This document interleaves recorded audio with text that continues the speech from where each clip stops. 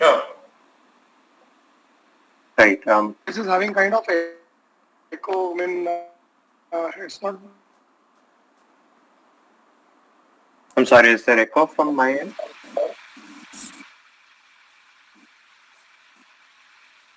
Yeah, sir. Oh, okay. Right. Is it better now? Yeah, better now. Yeah, better now. Awesome. Right. Okay. So I was just saying that we could maybe have a quick round of introduction from each one of you so that I kind of get an idea what kind of audience today we have and we can kind of adjust accordingly.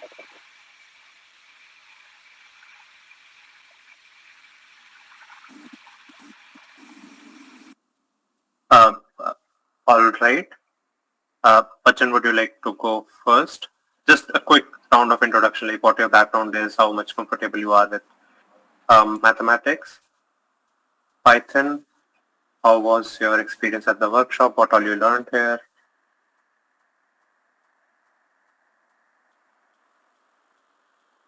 I hope I'm audible, right? Yeah, you are audible, Anchit.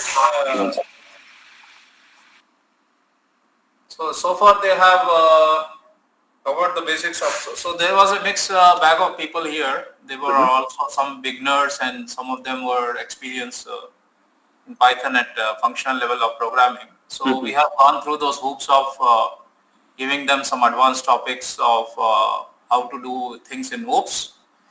And also we covered a lot of areas ground on the web technology side of things where we asked them to create a web application using Flask, all the APIs and everything. And then yesterday we moved on and showed them the power of Python with data analysis, how we can clean data and also visualize it and how we can make the use of data in the presentations and things like that. Right. Okay. So we are covered so far, and so today from your side you can always cover the things which are happening in the industry right now on the ML and AI side of things. All right. Thank you very much. So the way I've planned this is I'll quickly give you guys an introduction to machine learning. We'll cover some basic algorithms that there are. Then we'll move on to how the industry is kind of trending today, how we can leverage tools like ChatGPT, which is available to everyone, and we could enhance user experience for even large corporations that there are. So I will share my screen now, and you guys let me know when my screen is visible.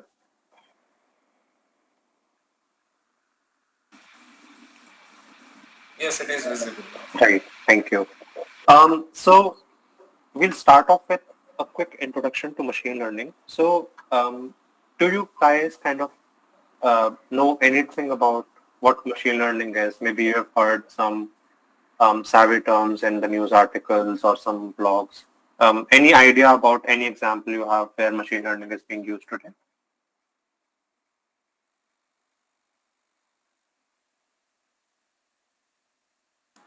There are a lot of examples like Tesla's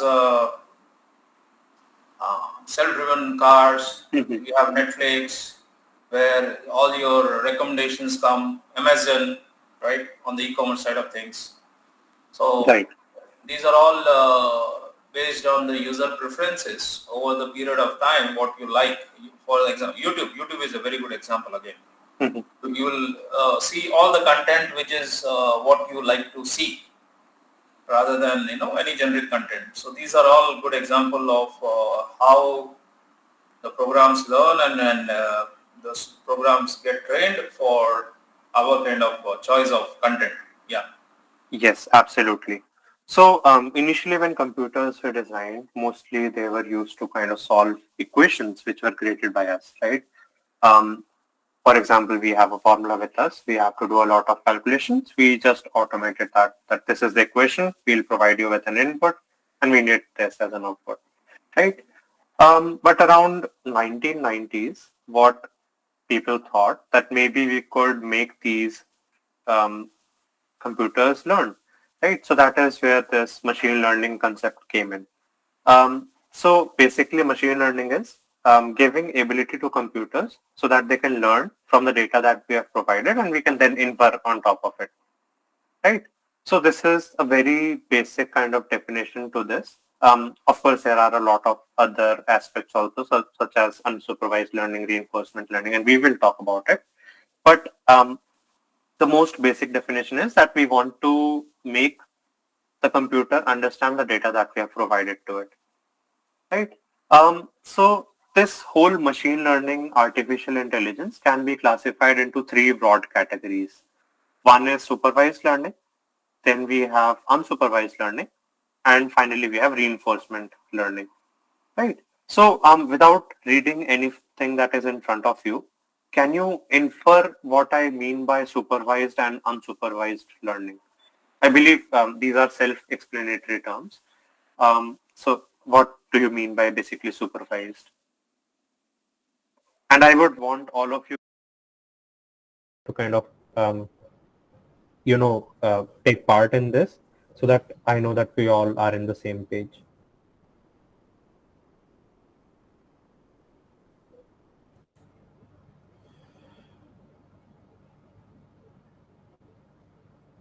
So for example, in language technologies, right, like in the initial stages, when we want to do some, like, let's say translation, right? So initially we go through the process of identifying, tagging certain voices and all that. All that is supervised in the sense of when before we start creating those models, right? We tag those voices and say that this voice or this data means this, something like that. And in the same way, how do you identify a flower, a whale, or a bicycle? So humans have tagged it initially before the machine started identifying whatever those objects were. Yeah. Right. Yes, exactly. So supervised is when we have labels and we have, in a way, a set syllabus for a computer to learn, right? And unsupervised is when we just give the data to the computer and we just ask it to kind of make inferences on its own and, understand the data.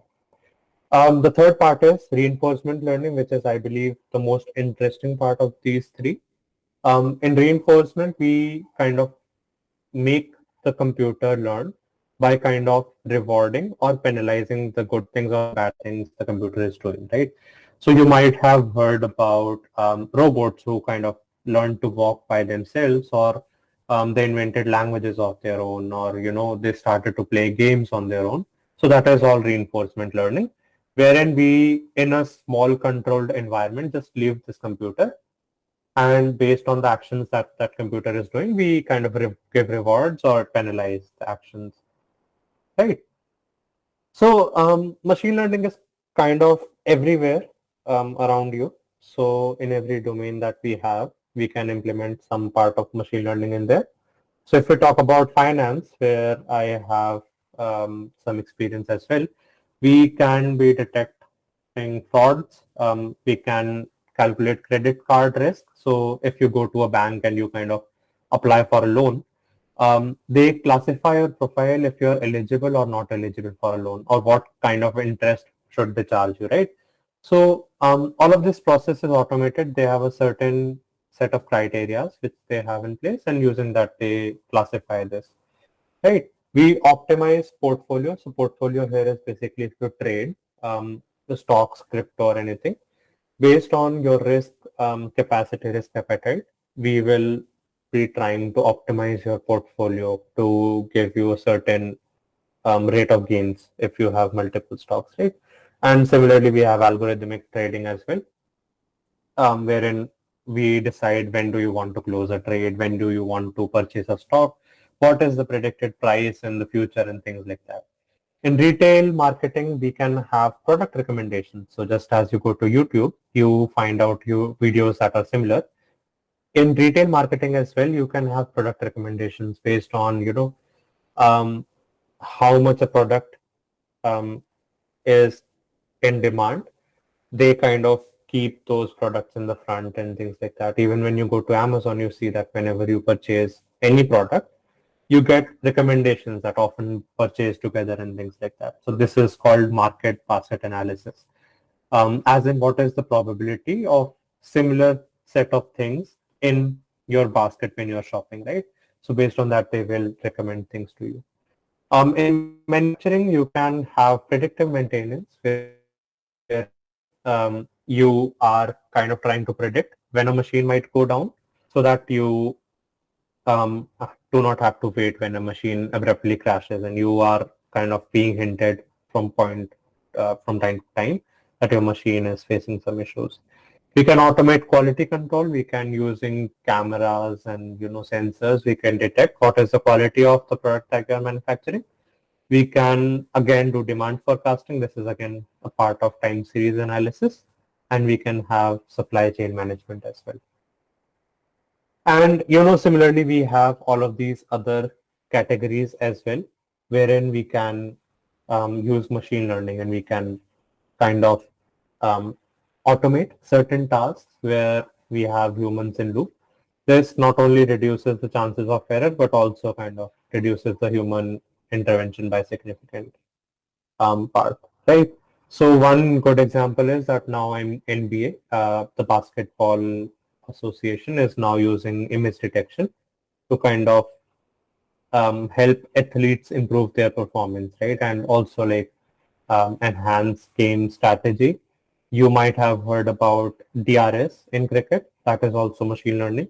They are kind of predicting where the ball might have gone and things like that. So that is all image analysis. So if we kind of put all of the things that we talked about in a pictorial representation, we can have something like this. So in machine learning, we have reinforced learning, wherein we have game AI, which in where the computer learns to play the game itself. We can have skill acquisition. For example, we ask it to learn to walk or invent a new language, talk among themselves. We can ask them to navigate on their own. Now, reinforcement learning is not very kind of safe. That is why it does not have many applications in the production. So the reason is like, imagine your self-driving car is learning to drive on road, right? You can use reinforcement learning to improve the performance, but you cannot kind of just deploy it in the production. So which is why it is quite costly to deploy, and often people do not want to get using to this. Then we have supervised learning. In supervised, we have further two categories. One is regression, other is classification. So regression is basically when you want to predict any numerical value and you want to predict any quantitative value for anything, right? It could be population growth analysis, even weather forecasting, market forecasting. We saw a couple of more examples as well. And we can have classification as well. So classification could be as simple as whether we should give this guy a loan or not, to what alphabet this is, to what kind of food product this is, right? There is no limit on that. Now with advanced deep learning techniques, we are now able to predict words from entire corpus of words that we have, right? So there is classification. In unsupervised, we have clustering and we have dimensionality reduction. So in clustering, basically what we do is we try to group similar set of things together just by looking at the data. We do not have any initial set of labels. And guys, please stop me if I stop making sense anywhere, right? And if you have any questions, just stop me in between. So in clustering, we can group similar set of things together. For example, we can segment similar customers. Based on this, we can give out recommendations, as in like we group customers who often travel to USA, for example. And we notice that most of these order airport pickups as well. So for the new customers that are coming in and are opting for USA, we will just start recommending a cab service to them as well, right? We can have even like for credit card reward program, they often use things like clustering to group out good customers where they do not want to give many rewards. In dimensionality reduction, we basically, if we, for example, for something, for example, if we want to analyze a machinery, and we have 500 different sensors, right? So looking at 500 features in one go might not be feasible for us. So what we want to do is we want to extract top 3 or 4 features from it, right? So this is where we can use dimensionality reduction to kind of take those top 3, 4 features, and based on that we can do our analysis. We can also kind of choose features. So for example, in those 500 features that you have for the machinery, you have things like maybe what is the name of the person that is operating that machinery. Now that may be relevant in how that machine is being affected, but still I don't feel that that would affect that much, assuming that all of those people are given the similar sort of training. So that is also one use case wherein we can remove unwanted features where we do not want to uh, kind of confuse our machine learning model. We can also compress this data. So 500 features could be compressed to 3 features only. So we can create these new 3 features which can be used to train machine learning models. And also, if you have heard about image compression, wherein you have a 4 MB image and you just convert it to maybe a 300 KB image, you can use dimensionality reduction techniques there as well. And there are a couple of other techniques as well, but dimensionality reduction is the most popular one. So for supervised learning, we have a couple of algorithms which are very popular. We will take a look at these.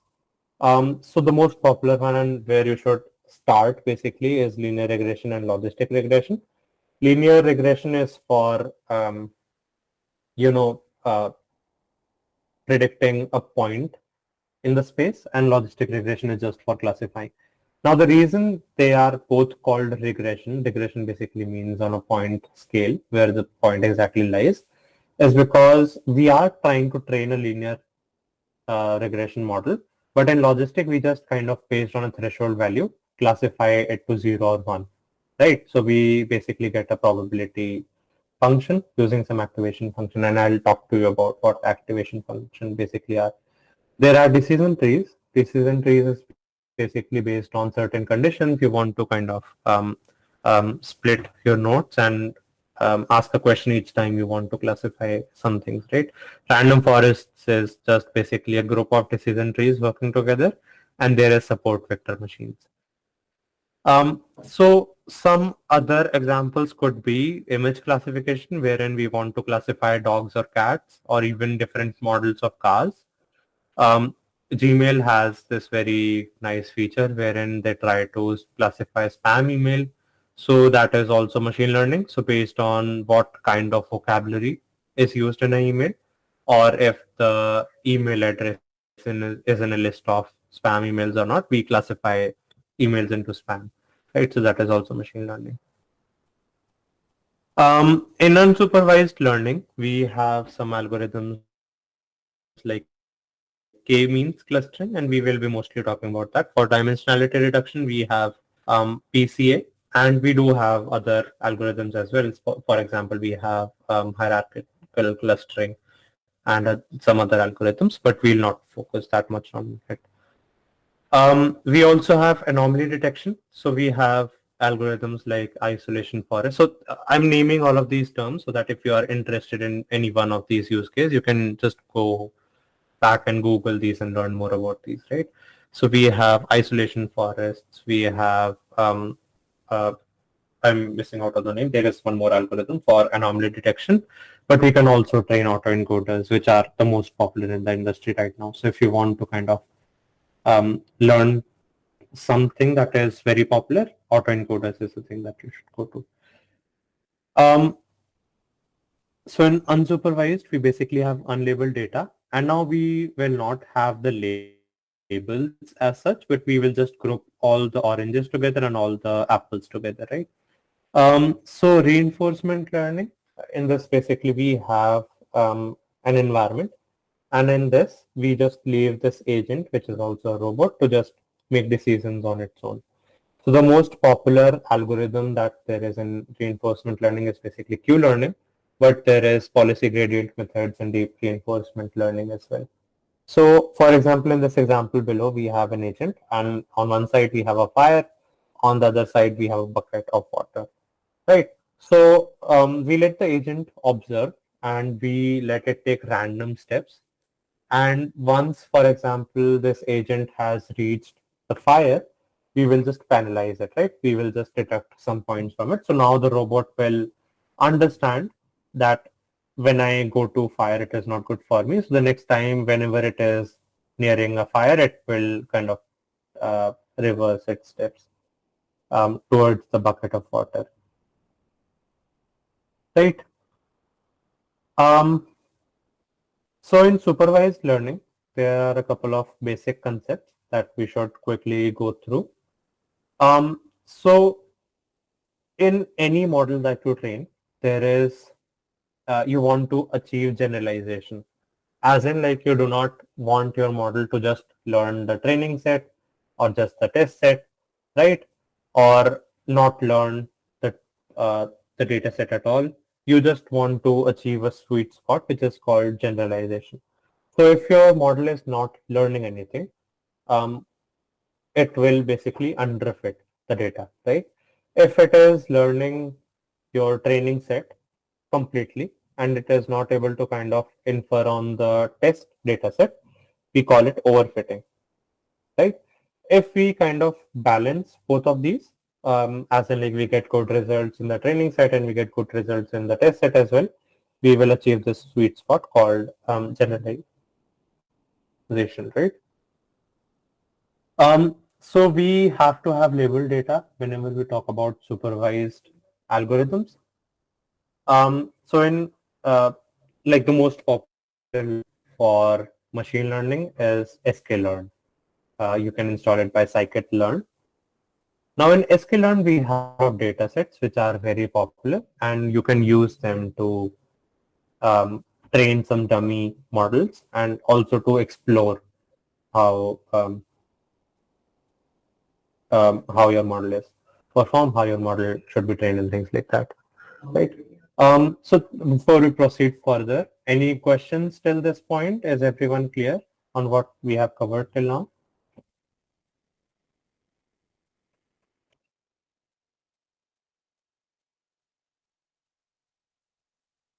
I believe no questions, and don't be shy to kind of unmute yourself and ask questions. It is completely fine. Are we good to proceed? I also need confirmation that you guys are not sleeping. You can type in the chat box as well if you want.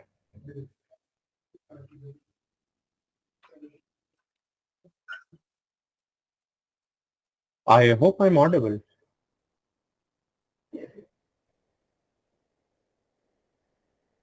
You're audible. Okay.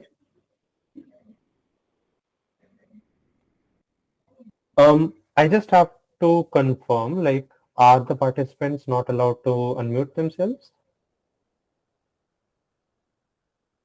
They can unmute themselves. Okay, all right. So guys, should we proceed further? Are you clear on these parts? Any questions that you would like me to answer?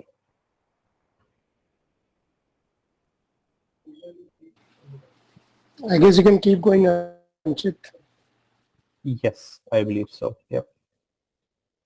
So in sklearn, we have this data set called load iris. Now iris is basically a data set which tries to classify three varieties of iris flower.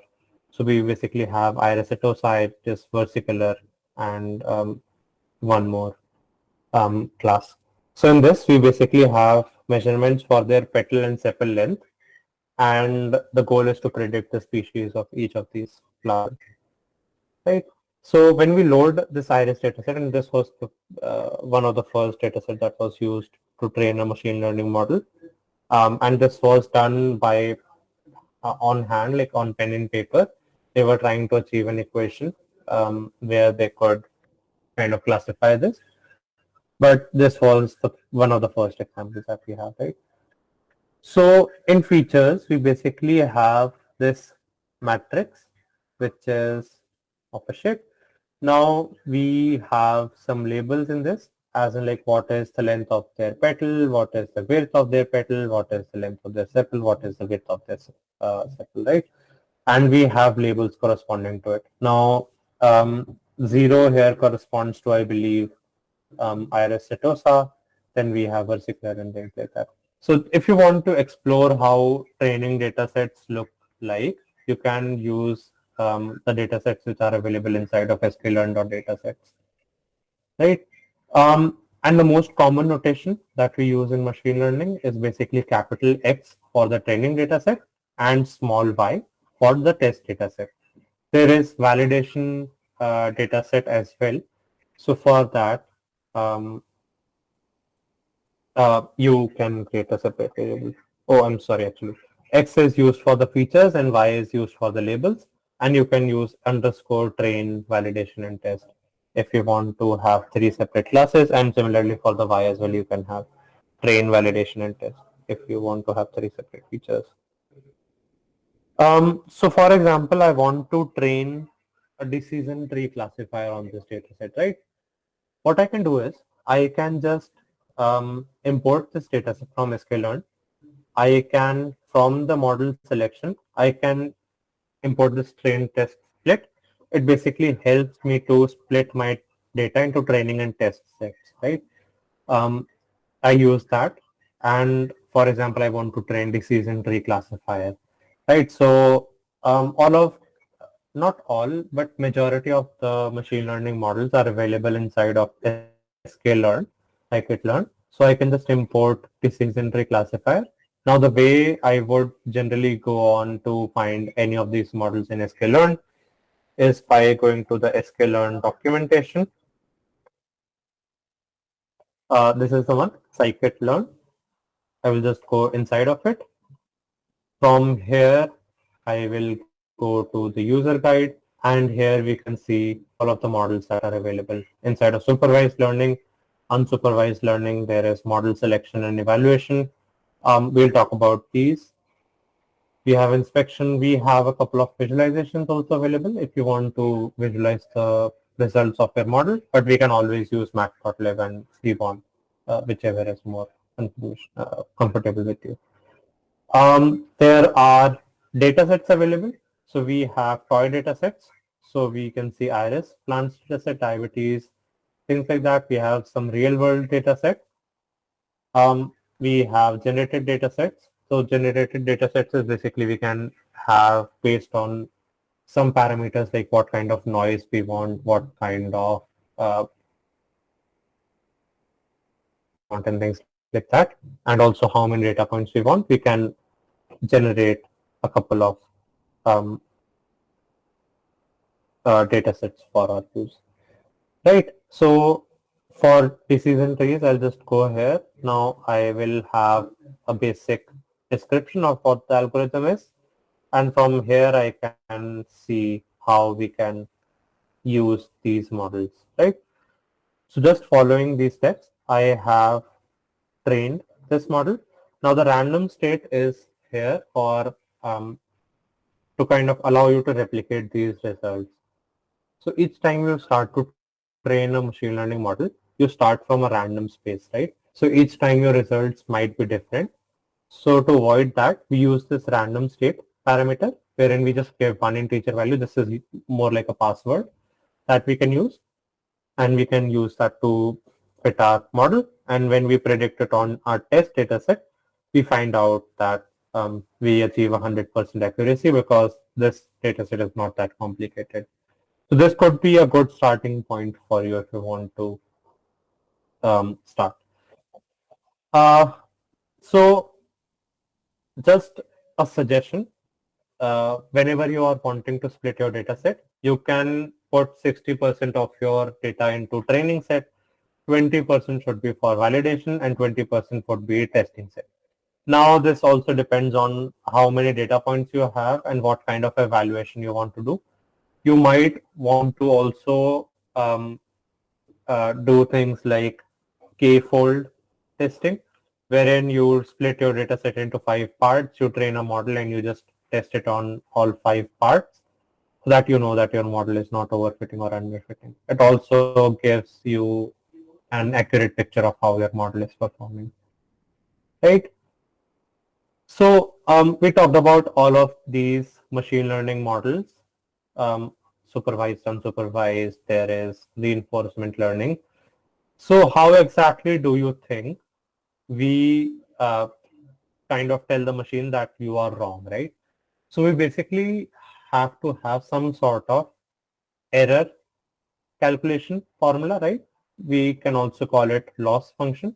So we have error function and loss function. So what these basically are, they basically tell you how far you are from the actual value, right? So accuracy is a metric, right? It cannot be used to fine tune your model, else it would be completely random, right? For example, assume that you have a 60% accuracy, and now based on the 60%, you want to optimize your model, right? So you will, like, how will you optimize, right? It will be very difficult. Like you will have to take random steps, and after each random step you will have to calculate accuracy. It is something similar in error and loss functions as well, but still you have a direction. But in case of accuracy, you won't have any direction, right? So the most common examples of error functions include mean squared error, MSE, mean absolute error, and root mean squared error, right? So these three metrics are basically for regression problems, wherein you want to predict a quantitative value. So for example, you want to predict what is a person's salary, right? So you have a training data set and you predict that this person should earn, for example, 10,000 per month. And your model is predicting 15,000 per month. Now in mean squared error, what you will do is you will take the square of both of these, you will subtract them, right? In mean absolute error, you will simply take the absolute of both of these and subtract them. In root mean squared error, you will take the square of both of these, you will subtract them, and then you will have an under root on top of it. Now each of these functions is used in different different sort of problems that you have.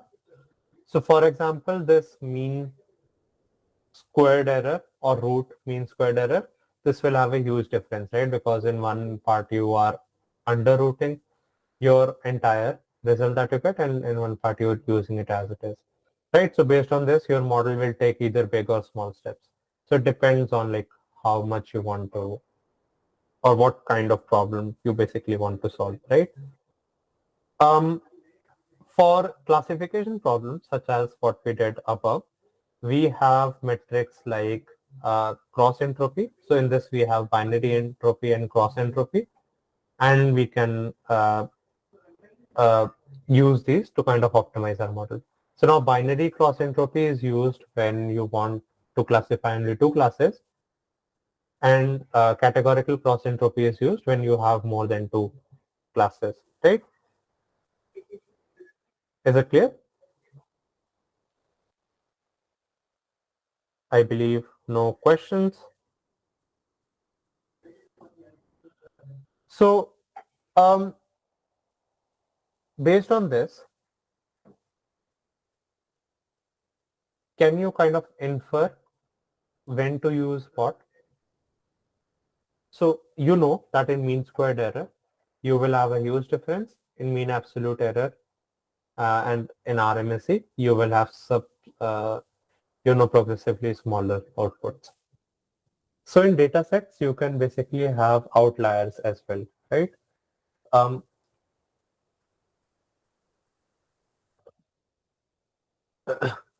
So for example, in your data set, you majorly have people with maybe political science background, and they are getting maybe 30,000 per month, and you have 2 to 3 computer science background people and they are earning 50 to 60,000 rupees per month, right? So because we just have these two people who are earning 60,000, they will be considered as outliers. Why? Because our training set is not enough for them to learn, right? So in case of mean squared error, whenever we are calculating error with these computer science background people, our difference will be huge, right? Based on this, our algorithm will take larger steps and we will again deviate from our goal, right? So when we do not want to consider outliers, we use things like MAE and RMSE. And when we want to consider, we use MSE. Is it clear now? All right.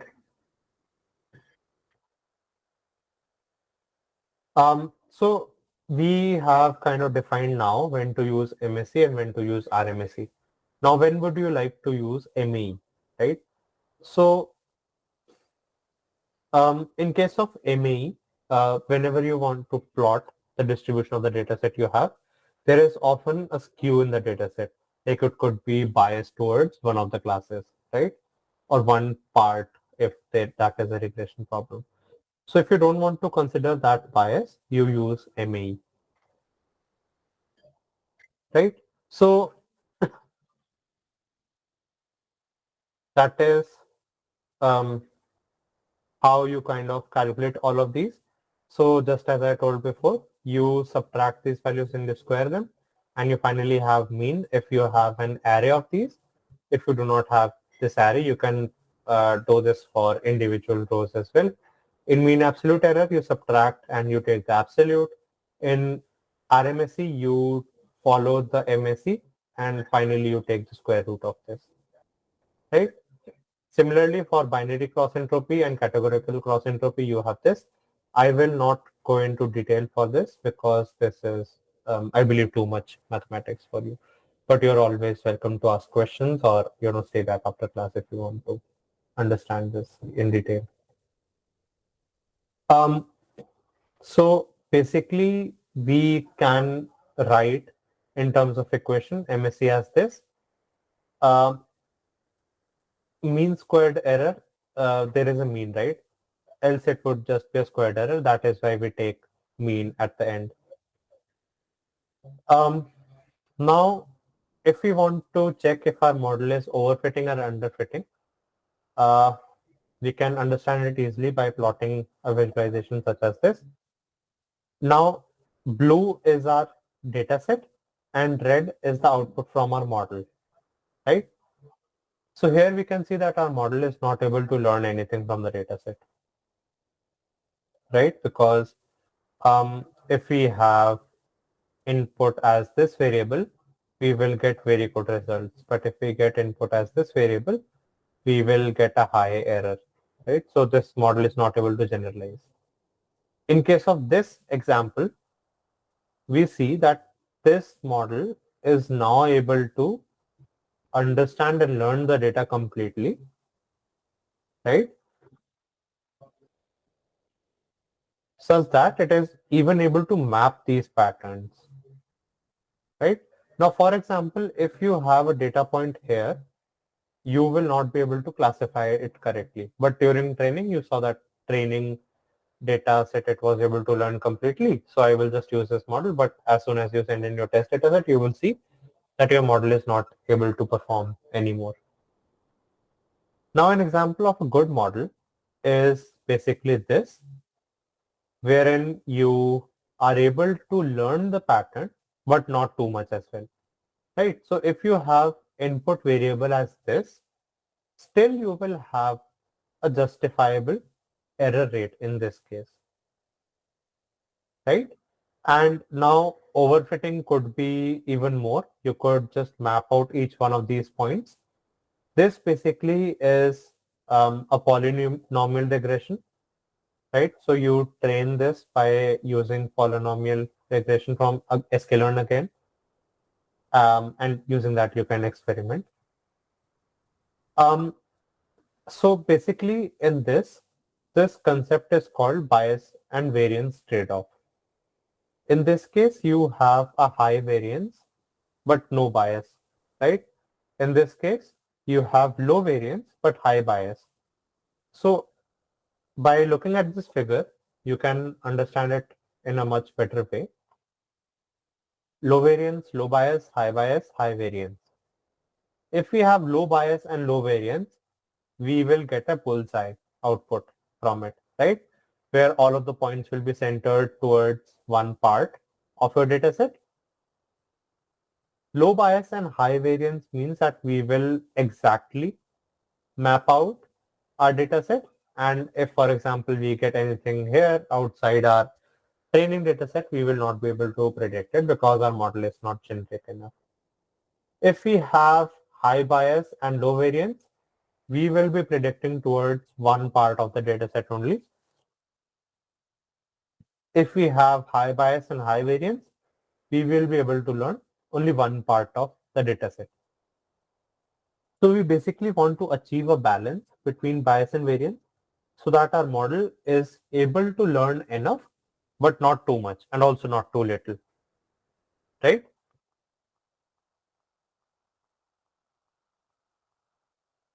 So if we take a look at it from a error to complexity level, so there is kind of an assumption that the more complex your model is, the better it will be able to learn, right? It could be simply related to the more powerful your computer is, the better games it will be able to run, right? So we can use the same analogy here. So we can plot it something like this, where this is the total error, this is the variance, this is the bias.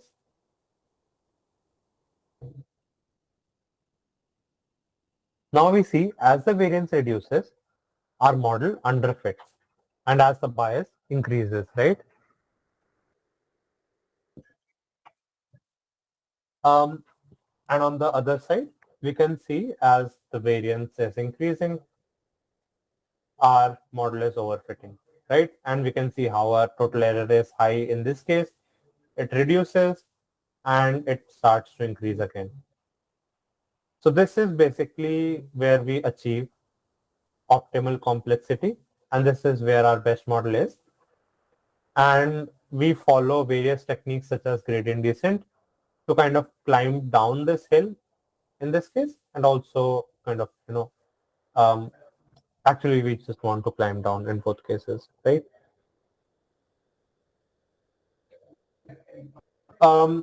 So the generic data set that I was talking about, one example could be make moons, wherein we tell it how many samples we want. So for example, we want 500 data points. We want 0.1 noise in this. So we can have X and Y from this. X is basically the features and Y is basically the labels, right? And we will get something like this, wherein the red corresponds to label 1 and blue corresponds to label 2, which is 0 and 1 in this case.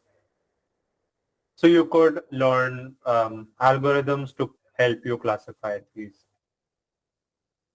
Similarly, you have make circles as well. If you don't want to make moons, you can make circles.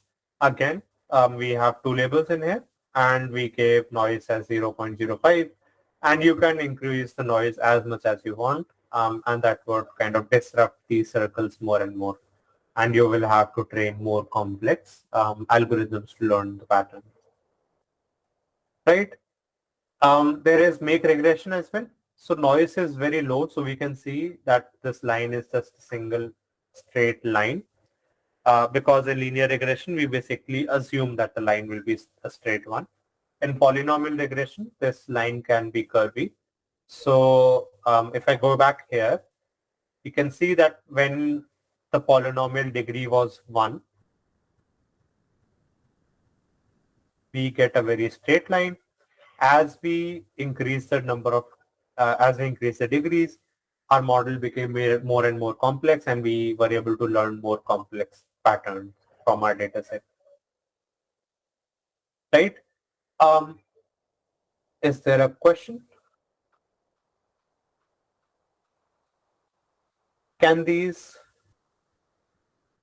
codes be helpful in quantum error detection and correction? Right, Amrita. Can you expand a bit on what exactly do you mean by quantum? Because there is quantum algorithms in machine learning as well, and there is something in physics as well. Unfortunately, I'm not that. Okay, so hello, sir. Yeah. Actually, in quantum communication, actually, what we try to do that there is a transfer of information in form of qubits from through a public channel like that, and if there is some change in the output that is received at the other end, so then there are different methods for this error detection. That Right. at the other end, what can be the error and how it can be corrected. So Right. that's why I'm asking you. And please, if possible, share the Google link of this code that you are sharing right now Right. Yes, I'll share of that. machine learning. Okay. Absolutely. So now coming back to your question, of course we can do that. So this quantum is from electrical engineering, so a third category that has emerged. So initially you might know that the computer signals were very heavy, right? The packets transferred were very heavy. So imagine if you were in 2005, 2004, if you wanted to make a call to US, it was very costly. Sorry. Because you had to transfer a lot of packets. Now using these dimensionality reduction techniques and what we saw earlier, wherein we want to detect errors, we can reduce the size of these packets, right? And we can regenerate these packets into their original dimension using autoencoders. And we will talk about this, wherein we will try to regenerate an image by after compressing it. So yes, these can be used in error detection and correction as well. And not only these two, but also in compression as well by using autoencoders. Okay. So that can be converted to some other or like that in what modulation sort of thing. No? That's what you're telling. That auto Yes, encoders, it will be compressed. The data can be compressed and then it can be sent. That's what. yes, Okay. yes, yes. And even in error detection, basically we will compress this and try to regenerate it again. And then we will calculate the difference between the generated and the original. And based on that, we will have how much error is there. Okay. Right? And there are algorithms like isolation forest, which we can use to detect these errors as well. Okay. And if you just want to detect error, we can simply use the loss and error functions that we talked about. I hope I answered your question. Okay. Okay. Thank you. All right. Are we good to move forward in that case? Yes, of course. But please share the link of this all presentation which you are Yes, presenting. yes, I will do So that. that I should save the link. Thank Sure. you. Actually, I'll share it after your class. Satyakam sir, should I share these links with you after the session, or should I do it right now in the chat box?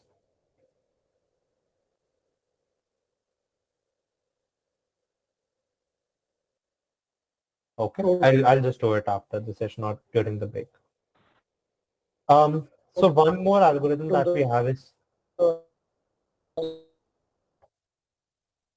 I'm sorry, Dr. Sachin, your voice break in between.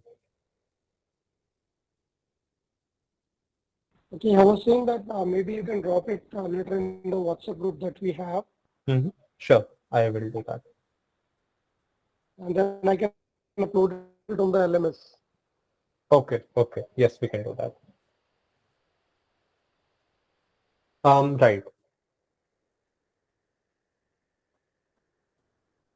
So one more algorithm that we have is K nearest neighbors. So if you remember the example that we talked about in credit card reward system, we basically try to group similar customers together. Now, when a new customer is walking in, there are two ways by which we can decide if we want to give reward to this customer or not. One is that we use certain features and we train a classifier model to classify two categories, which is whether we should give reward or we should not give reward. And the other one is this k nearest neighbor, wherein we just want to find the nearest neighbor to that user. And based on if we had given reward to that user or not, we decide if we want to give reward to this user or not. Right? So in this, we basically, for each new point that is coming in, we calculate distance from the nearest points that take a mean, and this new point will be assigned to the category with lesser distance, right? So we can make a sample data set using this make blobs, wherein we can have these two categories. So we can pass on these parameters, wherein we can tell it how many data points we want, how many centers do we want in this, how many features do we want, and what should be random state. Random state is again to replicate the results. This could be any integer that you want to choose. So now when we,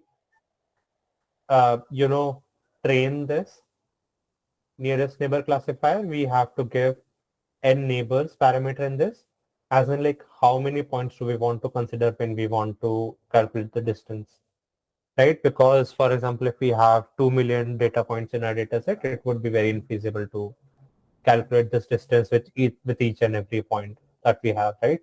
So we also have to tell it how many points do we want to consider when we are calculating this distance. And based on this, we can classify these categories, right? So for example, if a new point is here, it will be assigned to this point.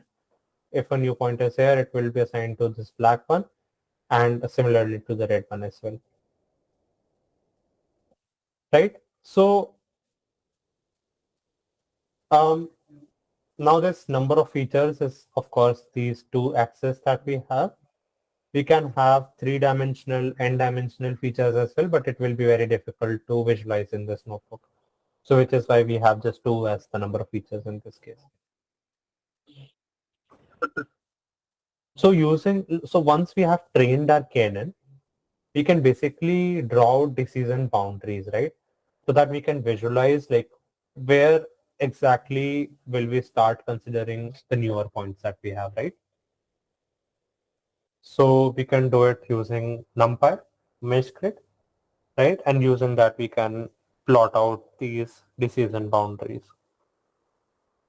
So one more data set that is available with us is breast cancer data set that is also available inside of sklearn, and you can of course go to this documentation and look at other data sets and try out with these.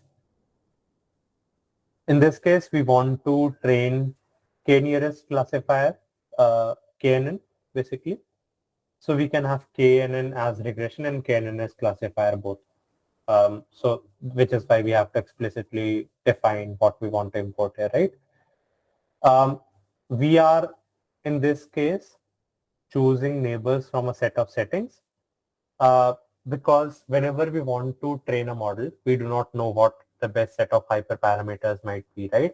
So we want to try out different combinations, and any one of them could work.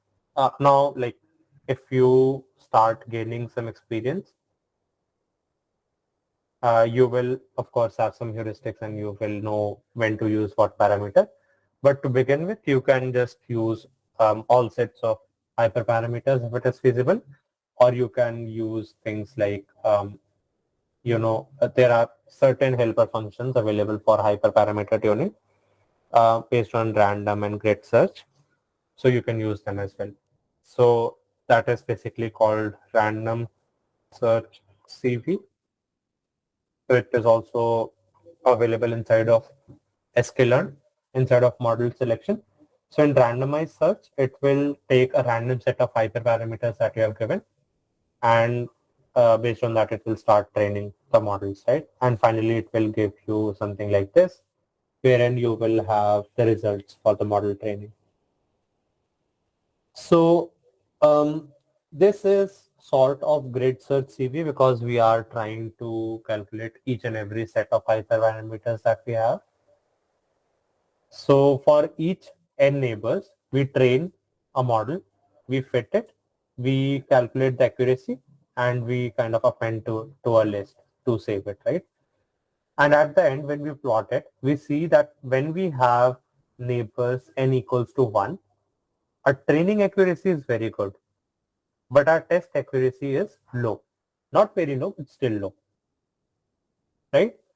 When we increase our n neighbors, we see that around 6, we get the highest test accuracy, and our training accuracy is also decent.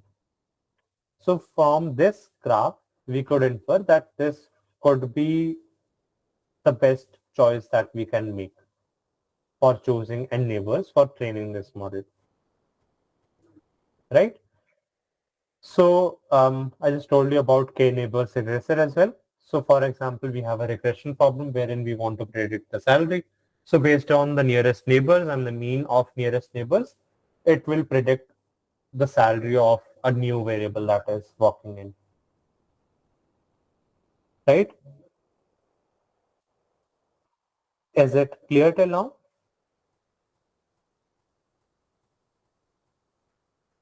All right, I believe no questions. So when we plot out this KNN regressor, we can find something like this based on the number of neighbors that we consider, right?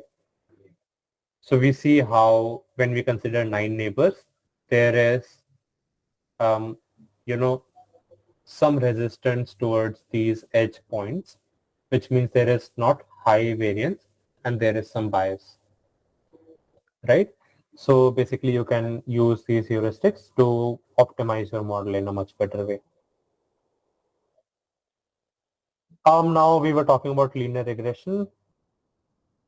Now the problem with these linear models, like KNN, SVM, linear regression is they work good with linear models where your data follows a linear pattern. But as soon as we start to follow a non-linear pattern, just as we saw in make moons and make circles, these linear models are not really good at it, right? So for this, we will move on to our next part, which is basically deep neural networks, some introduction to that, right? How we can separate out these non-linear data sets as well. I have a couple of practice questions. Don't just look at the solutions right away, right? Just go through the questions first, and we have a couple of, examples on how we can do EDA and how we can use the data sets from this sklearn library and how we can then train some models, right? Are we good to go forward?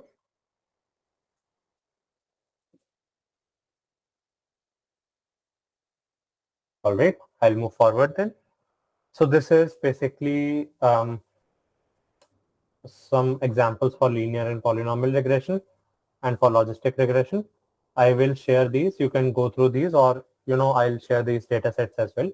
So without looking at the solutions, you can try to train models on your own. Or in the second half, if we have some time, we will just try to train a model with this data set, right? Wherein you will try and I'll just try to guide you through it. So now we will move on to multi-layered perceptrons, which are also called deep learning networks. So deep learning, there is a reason why deep learning is also called as multi-layered perceptrons, and we will talk about it, right? So a quick revision, what linear and logistic regression is. So if you remember, I was telling that how we are trying to train a linear model only, but we just have an activation function. This is called an activation function, by which we convert this 0 or minus infinity to infinity solution into 0 to 1 solution, right?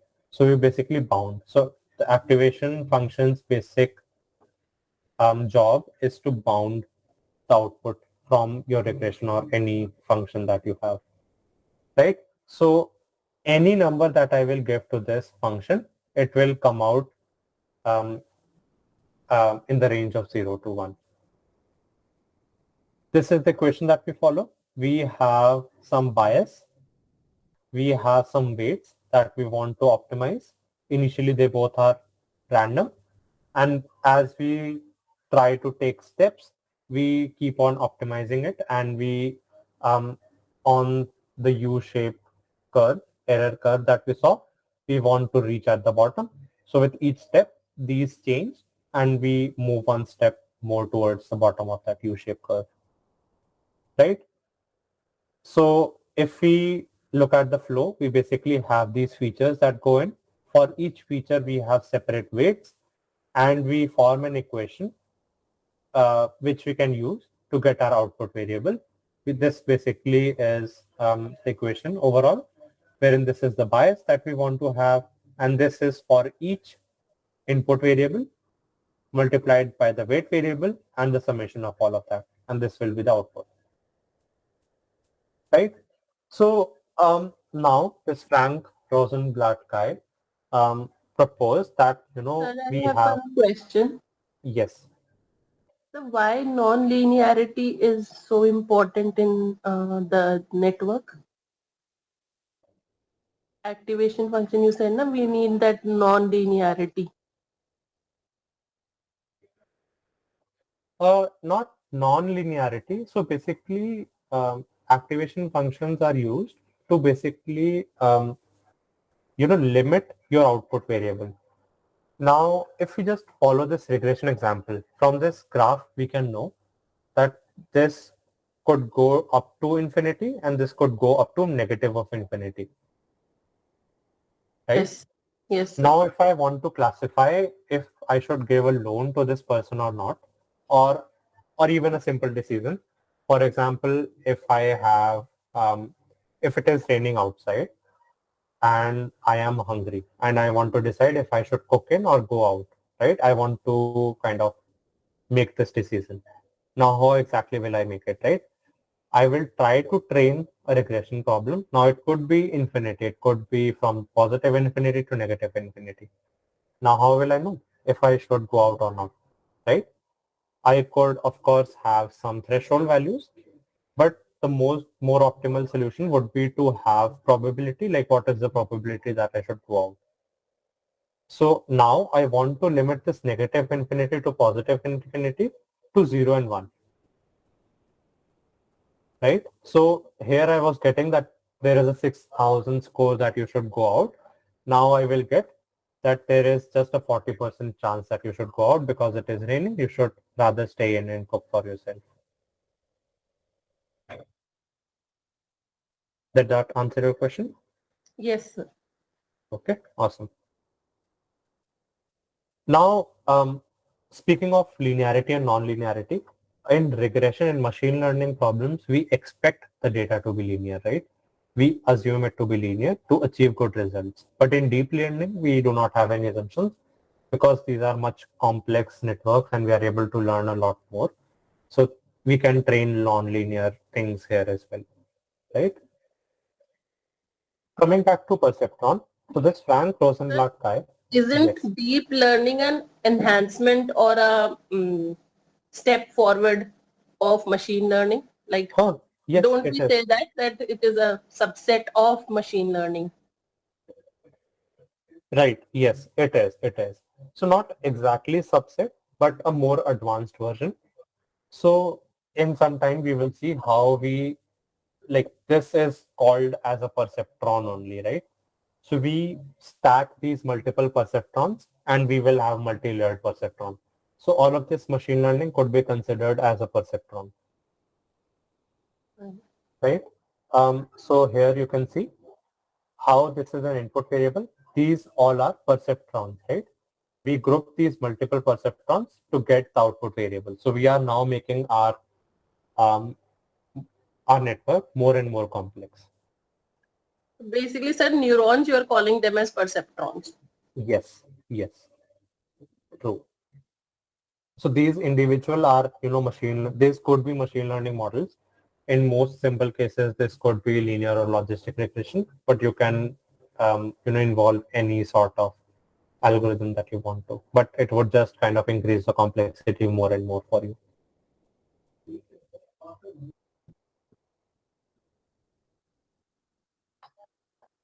Did that answer your question? Yes, sir. All right, awesome. So this Frank Rosenblatt guy, he proposed that, we have AND or an XOR gates. We can form some equations by which we can learn these gates. Now it was very easy for AND and OR gates. He was able to come up with an equation wherein for any value of x1 and x2 from this table, you will get the desired table for D as Y, right? But for the XOR operation, we see that, we were not able to get uh, uh, a straight away equation because this was a non-linear decision boundary. So he had to make this more complex. So following this, basically for each perceptron, if we stack out this multiple perceptrons, we can introduce non-linearity into our algorithm. And by that, we can classify non-linear data sets as well, right? So in this, we have input signals. These are basically individual features. These are individual linear models. We stack them up. We can stack them vertically also, and we can have multiple layers also to learn more and more How do complex you features. define a feature? So feature could be a Feature could be what you give as an input for the model to learn. So for example, if I want to classify gender, I would give input as the height, weight, region could be maybe one of the features and something like that. so Right? So shouldn't those, that be input? yes, Feature these should be could, some derivable attribute or some desirable classifier maybe. no, that will be output variable. Now feature will be what you want the model to learn about, Okay, sir. right? So Yes. in case of machines also, if you want to predict if a machine is going to fail or not, inputs will be vibration, voltage, current, and things like that. And output will be just 0 and 1 if the machine is failing or if the machine is not failing, right? Now we can stack these neurons to make a layer, and we can have multiple layers as well.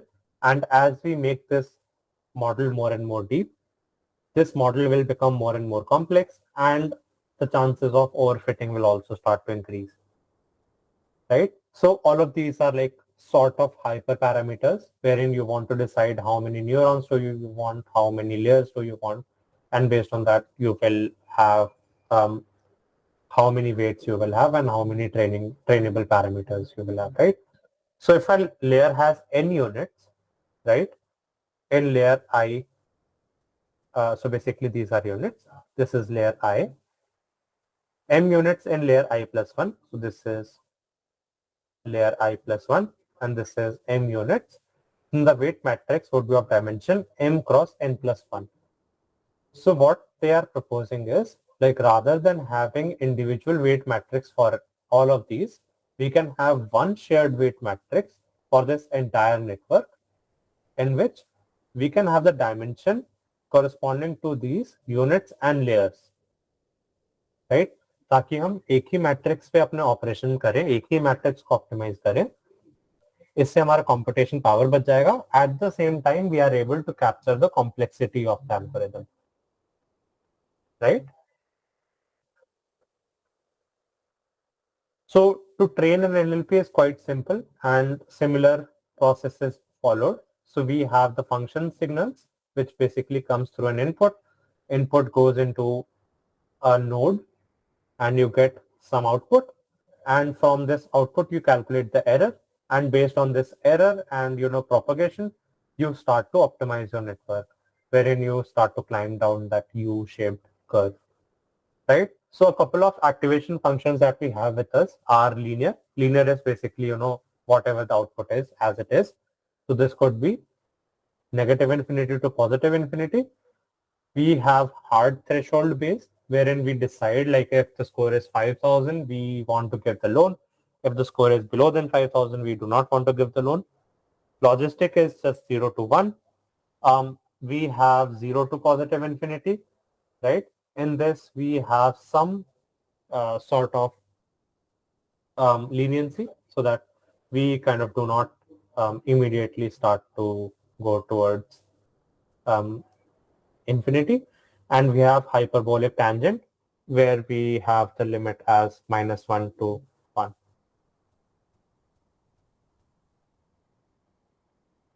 Right? Sir, Is it how clear? do we decide which one to use? Right. So again, you have a couple of heuristics. Now you will never know what the best set of activation function is for your network, right? So we will have to try out different combinations together. But a couple of heuristics could be, so you often suffer from vanishing gradient or exploding gradient in your algorithms, right? So vanishing gradient is when the information is so little that your model is not able to optimize itself at all, right? And exploding gradient is when the information is so much that the steps are so big and now your model is taking random steps here and there and your model is in distress, right? So that is when you would want to switch from logistic to rectified linear unit. Now, for example, you want to have 3 classes, or maybe you want to predict price change as a percentage, right? So that is when you will use hyperbolic tangent, because price change could be negative also, right? It will not always be positive.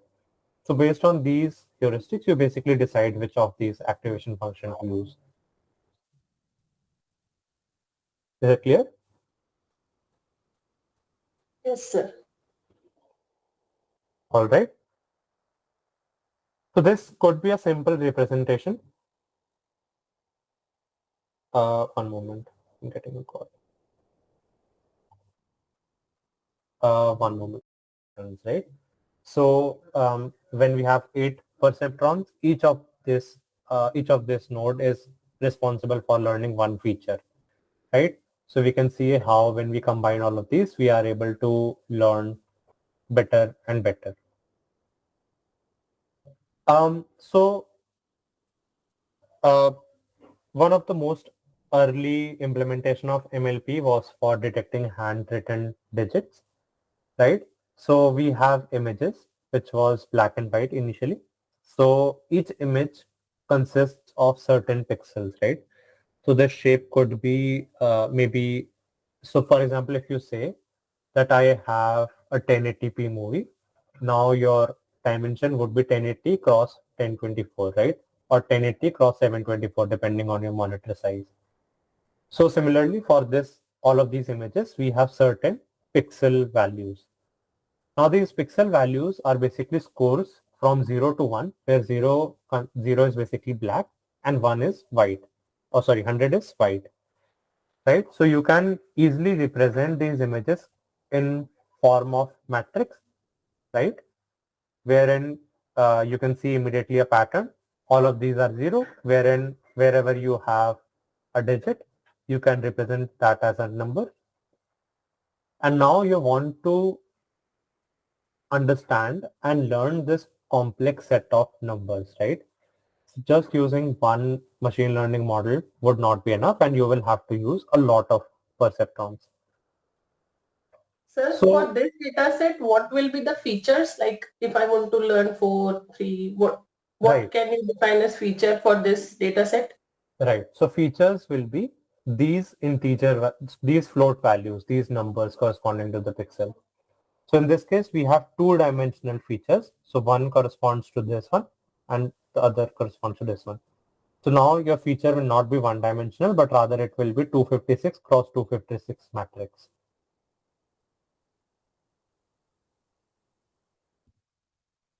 Okay, sir.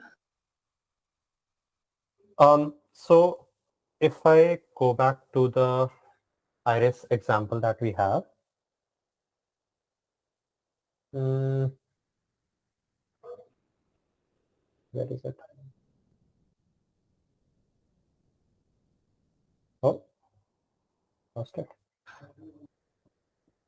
Yep. So this is the feature for one flower, right? So this is a 1-dimensional matrix, also called as a vector, right? So we have petal length width, sepal length width, right? So now if I just convert this into a two-dimensional matrix where the shape will be 256 cross 256, that will be the input for our number digits for our images, right? So now rather than having a single dimensional space, we will have a two-dimensional space, right? Yes, sir. And we should not just limit ourselves to those two dimensions only. We can have multiple dimensions as well. So for example, for colored images, we will have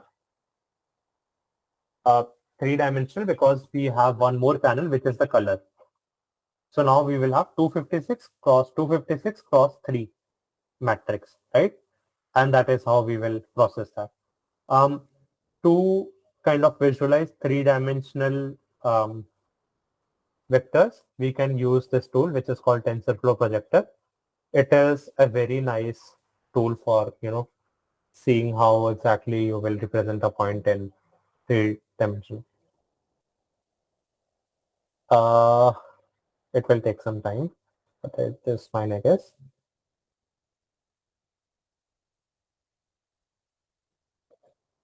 So now this word to vec 10K is basically 10,000 words dataset, right?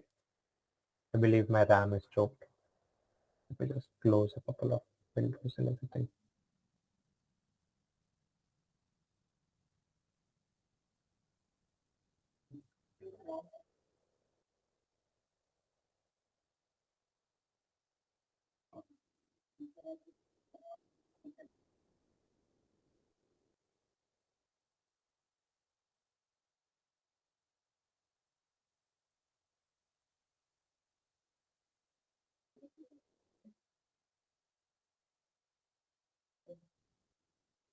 So this is a three-dimensional plot. Now I can search man from this.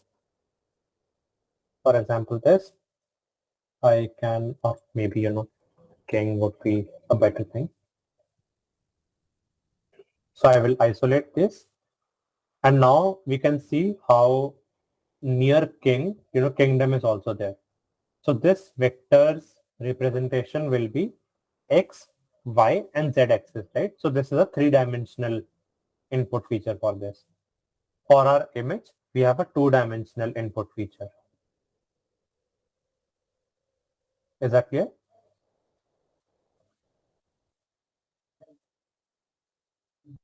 Similarly, for making and thinking are linked together, breaking, striking, drinking, walking, smoking, things like that. Kings and king are together, kingdoms and kingdom are together. We can visualize this because we are using three-dimensional features here, right? Did that answer your question? Yes, sir. Okay. Oh. So just understand it as a matrix. Are you comfortable with mathematics?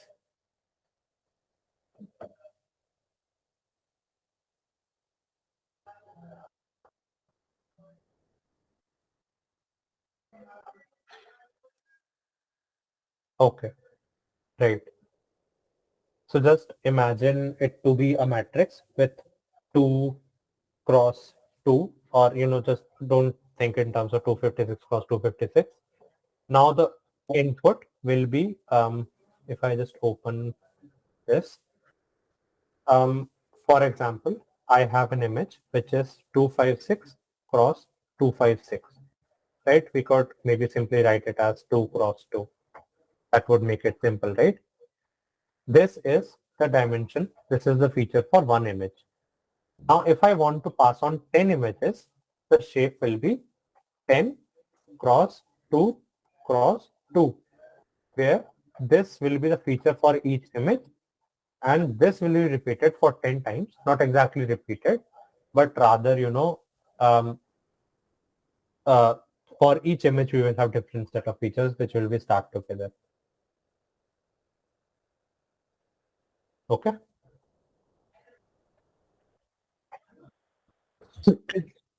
Now we can reduce the dimension again. If you're not comfortable with 256 cross 256, we can reduce the dimension to 1, but we will not be able to capture that much information and our model will not be able to learn that much, right?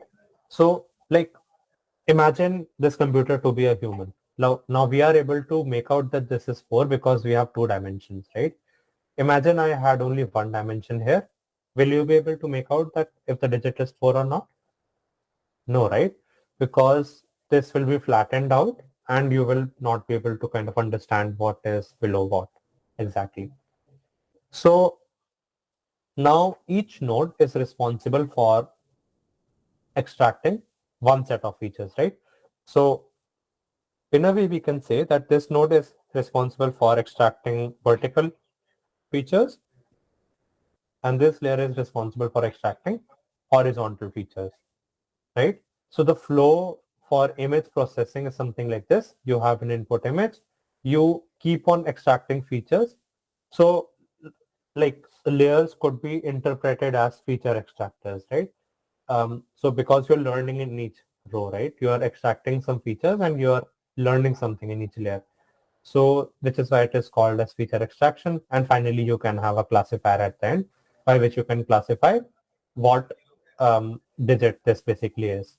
So if you look at this image, we can see that layer 1 is able to identify very basic features. Layer 2 is able to identify more complex features.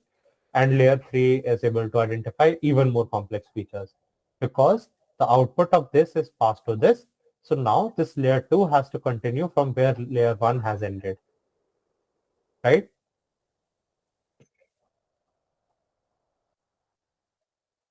So even while recognizing facial features, we can have this example wherein we pass on a face as an input.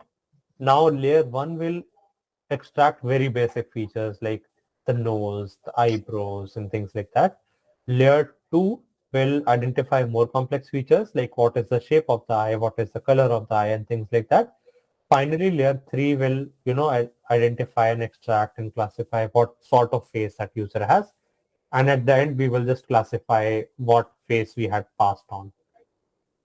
Sir, as in this face example, you are saying that nose, lips, all these are the features. So similarly, shouldn't it be for the MNIST data set, shouldn't it be the straight line or a bubble?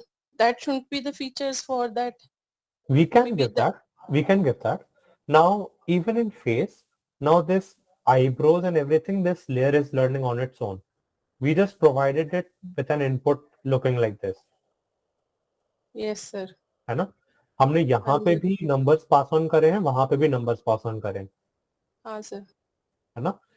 So अब उन numbers को use करके जैसे जैसे हम अपने model को train कर रहे हैं, वो उन numbers and output variables के साथ कुछ sense बनाने की कोशिश कर रहा है, right? So वो features बना रहा है basically internally. So वो features जो है वो eyebrows बनेंगे. हम explicitly इस केस में eyebrows को pass on नहीं कर रहे हैं. अच्छा sir. है ना? This hidden layer, this is called hidden layer because this model is learning on its own. ठीक है सर. सर कई बार कुछ चीजें पढ़ के भी थोड़ा ठीक से समझ नहीं आता कि क्या है. हाँ नहीं, that is fine, that is fine. So cats and dog.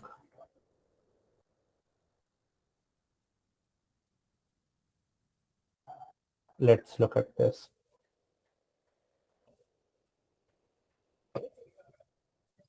So हमारे पास एक डेटा सेट है जहाँ पे हमारे पास cats and dogs की images है, right? अब ये जो है ये पिक्सल वैल्यूज है, राइट? तो अब हम जो पास ऑन करेंगे वो इसका पिक्सल रिप्रेजेंटेशन पास ऑन करेंगे, ठीक है? इसने दिखाया नहीं है.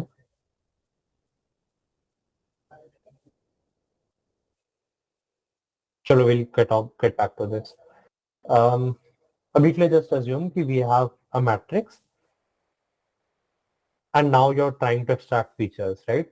जैसे अगर आप अपने केस में लो तो मैं आपको दूं कि ये मशीन जो है 50 हर्ट्ज की वाइब्रेशन कर रही है, 230 वोल्ट्स डिराइव कर रही है, 5 एम्पियर करंट डिराइव कर रही है, राइट।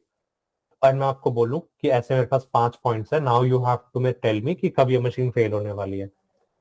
तो ऑफ कोर्स आप रट्टा नहीं लगाओगे ना कि ट्रेनिंग सेट में हमारे पास जैसी 230 वोल्ट्स डिराइव हो वैसी मैं इसको कर दूंगी।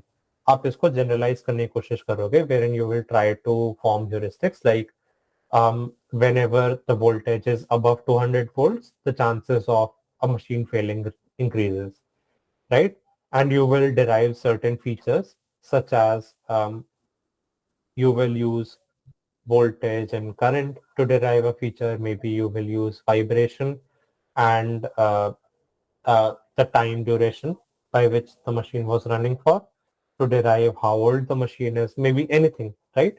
Or what was the experience of that user. So यही जो है ये MLP अपने आप से कर रहा है. So using this weights, now weights क्या होते हैं? If we look at this numerical representation, the way this will work is वो एक पार्ट को एक बार में कंसिडर करेगा, right?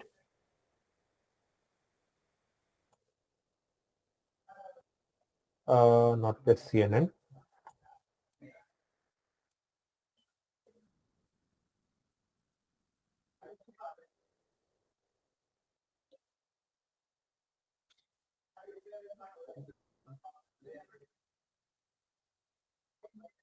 So यहाँ पे हम देख सकते हैं कि हम क्यों इसको फ्लैटन आउट नहीं कर सकते, that I told you, right. हमारे पास कैसे चैनल्स होते हैं, this is colour channel, height and pixel width.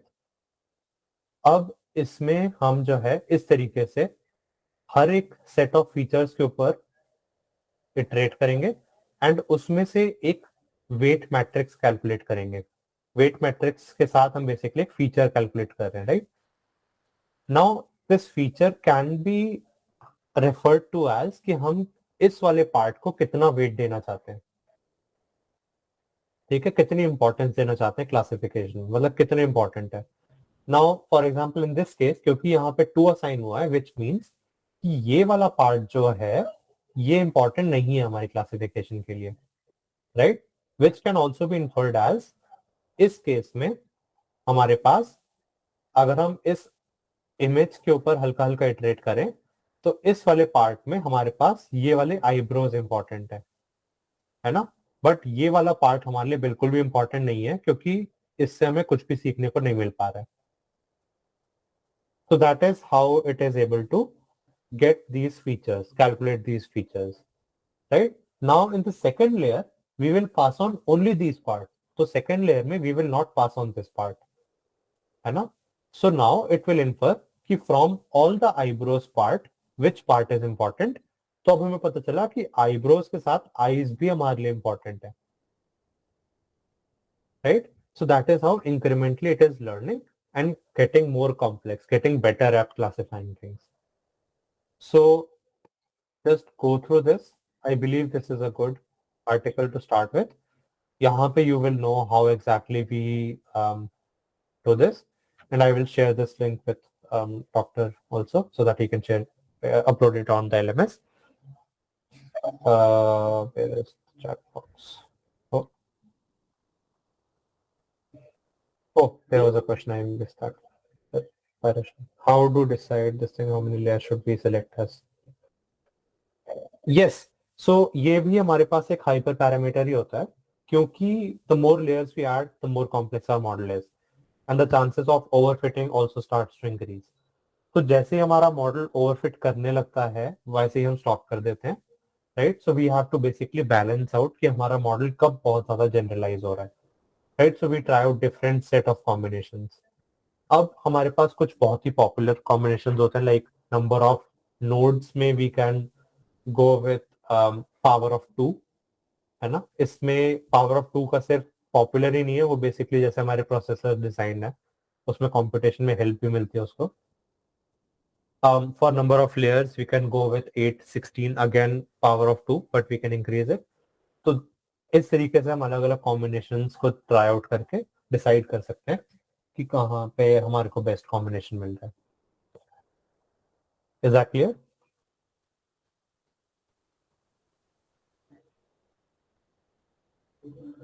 हाँ, सो अब हमने वेट्स प्रोवाइड कर दी है ना, but these weights could be positive infinity to negative infinity.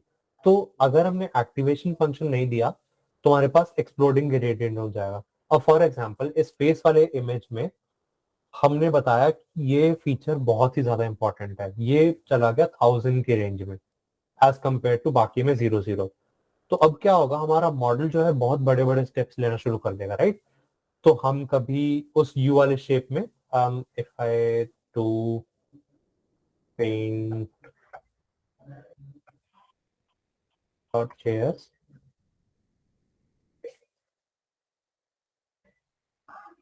And if I go here, तो अब हमारा मॉडल क्या करेगा, हम चाहते हैं कि वो हल्के हल्के छोटे छोटे स्टेप्स ले अपना यहाँ पे बेस तक आने के लिए,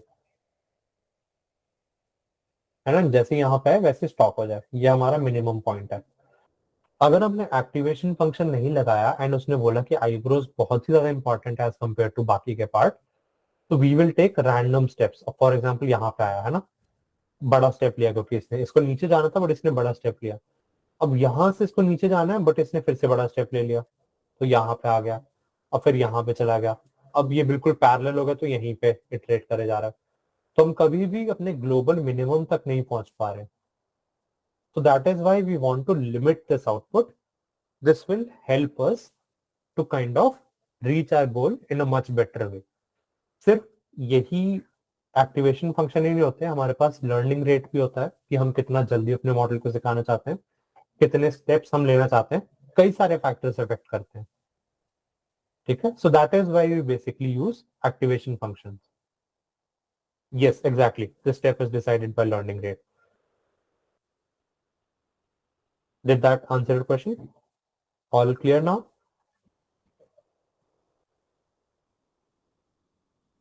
Awesome. Are we good to move forward in that case?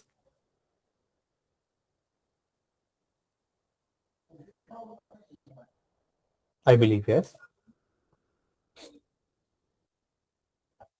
We just talked about कौन से factors हमारे MLP, NN, ANN, DNN कुछ भी कह सकते हो, काफी सारी terms चल रहे हैं आजकल मार्केट में. लर्निंग रेट, कितना जल्दी हम अपने वेट्स को चेंज करना चाहते हैं, कितना जल्दी अपने मॉडल को सिखाना चाहते हैं. लॉस फंक्शन, हमने MSE, MAE, RMSE, binary cross entropy ये सब डिस्कस करा था. उसके बेसिस पे लर्निंग रेट ऑप्टिमाइजर, हमारा लर्निंग रेट भी हम इंक्रीमेंटली चेंज करना चाहते हैं. एज इन कि फॉर एग्जांपल हमारे पास 2 मिलियन डेटा पॉइंट्स है, राइट? अब अगर हमने बहुत ही छोटा सा लर्निंग रेट रखा तो हमें हो सकता है 6 महीने लग जाए अपना मॉडल ट्रेन करने में. We do not want that, right? तो जब हमारा लॉस बहुत ज्यादा है तब हम बड़े स्टेप लेना चाहते हैं, बट विथ टाइम हम अपने स्टेप्स को छोटे करते रहना चाहते हैं. ठीक है, ताकि जब हम यहाँ पे पहुंचे तो एकदम ही छोटे छोटे स्टेप्स हो जाए and finally we reach here, है ना. So this is basically learning rate optimizer, कि जब हम अपने मिनिमा के पास पहुंच रहे हैं, do we want to be more careful. ठीक है. डेप्थ, कितना हिडन लेयर है हमारे उसमें. रेगुलराइजेशन, ये बेसिकली हम करते हैं अपने मॉडल को ओवरफिटिंग के लिए. I will not go deep into this, but if you want to know more about it, I will share my email with you and you can always contact me.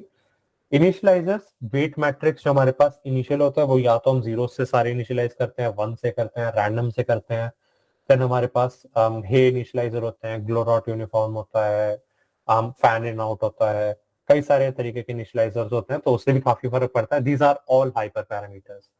Gradient descent, हम कौन से type के gradient descent से करना चाहते हैं. हम Adam use करना चाहते हैं, एडा यूज करना चाहते हैं, standard gradient, stochastic gradient descent. There is I believe कई सारे और भी होते हैं. I will not list them all of those, but Adam and Adam W are the most popular ones. Even RMS prop is quite good, right? So these all are hyperparameters. Ideally, you should take all of these combinations, but because हमारे पास इतना time नहीं होता, इतना computation नहीं होता, तो हम कुछ heuristics को यूज करते हैं. जैसे कि लॉस फंक्शन से अगर मैं क्रॉस आउट करना शुरू करूं, I will ask questions like क्या ये मेरा regression problem है या फिर classification problem है. Based on that, I will eliminate अपना MSc, RMSc और MAE क्योंकि क्लासिफिकेशन प्रॉब्लम है, ठीक है। अब लर्निंग रेट ऑप्टिमाइजर में I have 2 million data points, तो मेरे को कुछ चाहिए may be 1 cycle LR reducer, है ना, क्योंकि मैं हर स्टेप के बाद अपना लर्निंग रेट चेंज नहीं कर सकता because I don't have that much time. Depth, मेरे को 3 चैनल के इमेज एनालाइज करने हैं, तो I will start with 16 to 32, not start with 2, right. Initializers में जो मोस्ट पॉपुलर है उनके 2-3 आप ट्राई आउट कर सकते हो, ग्रेडियंट डिसेंट में भी 2 टॉप वाले हैं वो ट्राई आउट कर सकते हो, राइट। रेगुलराइजेशन, जब आपको मॉडल पूरा ट्रेन हो जाएगा उसी के बाद you can decide if you want to implement that और not, right. So gradient descent and learning rate, exactly what I talked to you. So we basically have cost. Cost is basically loss. Loss is error. We want to reduce this, है ना? This is our initial. अब हम incrementally steps ले रहे हैं and we are also reducing the size of this step using our learning rate scheduler. Now this step किस direction में लेना है, कितना लेना है, this all is decided by derivative of your weight with respect to your loss function. So this equation basically. I don't know how much mathematics background you have, but it is very important to understand this. कि जो हमारा derivative होता है, that actually basically tells us कि in which direction do we want to move, right? And by how much do we want to change our weight, right? So in simple terms, this alpha is basically your learning rate. This is the direction where you want to take the step, and based on this, if you make changes to your weight matrix that you have, right? Now we have multiple types of gradient descent. This is batch gradient descent. This is the best one, but we don't use that right out of the box because it uses a lot of RAM. Like it will be infeasible to train in some data sets, right? For overcoming this, we can use mini batch gradient descent, but the problem with this is at times the loss curve is not this simple, right? In real life examples, we have something like this, for example, as a loss curve, right? So if our initial point is this, now in this case, we will start moving here, and we will reach our global minima, right? If we start out here, we will reach here as our local minima. So to overcome these issues, we use something as stochastic gradient descent, so that even if we are here, we take some random steps to see if there is a better position for us or not. Right, so that is how we choose what kind of gradient descent do we want to incorporate. Is it clear to everyone? You guys can type in the chat box. Even if you're not following, you can stop me in between and I'll try to simplify my explanation as much as I can. All right, Rashmi understood everything. Excellent. What about the rest? All right, Arjuna also understood everything. Amrita also understood. So I guess I'll just consider that as a yes from everyone and move forward. Now don't think कि अगर आपने ये slides जो है ये 26-27 slides कर ली तो you know everything about deep learning. This is just a starting point. Now you will pick up these keywords from this presentation and start to learn more about it, right? That is when you will really understand it properly. So जो भी मैंने draw करा, same representation here. In real life we have a horse saddle kind of, this is called horse saddle loss function. I think there was a Wikipedia article, horse saddle loss function.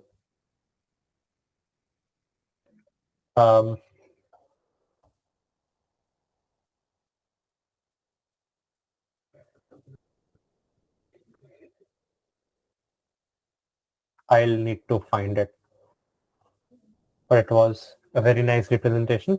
Similar representation जहाँ पे हमारे पास horse saddle बनता है, actual में weight function का always, it is not always this U-shaped curve. So that is why we want to take stochastic gradient descent, because else we will be stuck at the local minima and our error will never reduce. right? So we will continue forward. So we have more extensions to gradient descents. We have Nestrov, Momentum, AdaGrad, AdaDelta, RMS Prop, Adam, and Adam. These two are the most popular. So whenever you want to start with these two. And you can always try out these if you want to, right? Momentum is the most basic one. And incrementally we are improving these. For example, in Nestrov Momentum, we take into consideration the previous weight changes as well. In AdaGrad, we as well as taking into consideration the previous weight changes, we take the delta. Delta is basically the derivative of the previous weight changes, and based on that we make the changes. So like I'll not go into details again, but incrementally you start to improve your gradient descents. So just start out with Adam and Adam if you want to train a model, right? So why optimized learning rate? I think we have already had this discussion to kind of make more optimized steps and also to reduce our step size whenever we are reaching close to our global minima. So too low will take too long, too high will never reach the global minima, and just right will always help you reach your global minima, right? And why we want to keep it high initially? Because of this, because we want to overcome our local minima and we want to exit this, right? Is it too much for you guys or you are following? Yes, I will share the slides, Archana. So are you guys following what I have to tell here or you want to move to some more interesting parts? These are just fundamental things that will help you understand machine learning and deep learning. But by all means, let me know if you want to just see what is happening in the industry and we'll just move on to that. And we'll move on to the interesting parts. Again, you can type in the chat box your answer. Just continue or skip. These two keywords would be good.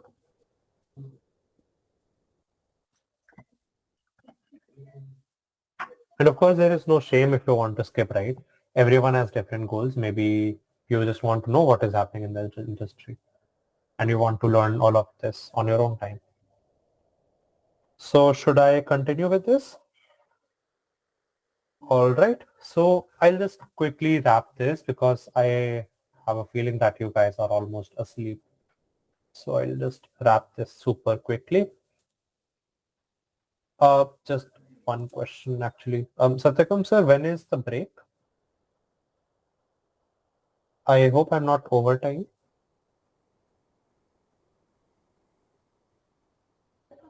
Sorry, 12:30 it is. 12:30. All right. Okay. So we have 1 more hour.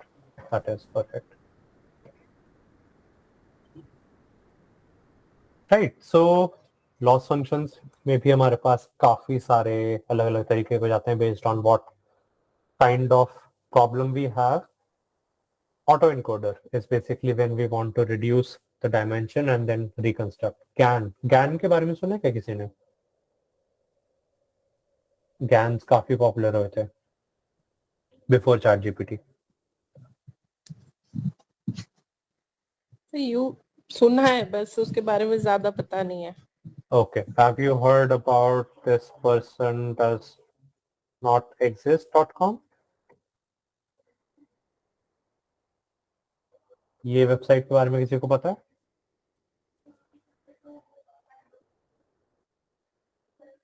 So basically all of these images are generated by GANs. ऐसा कोई person असली life में exist करता ही नहीं है. Right?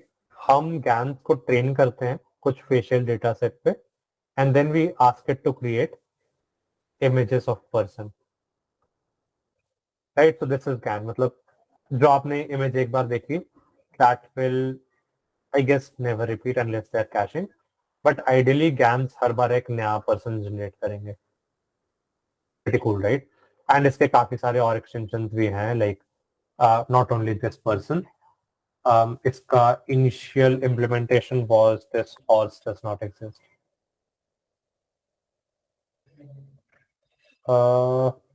Did they close this?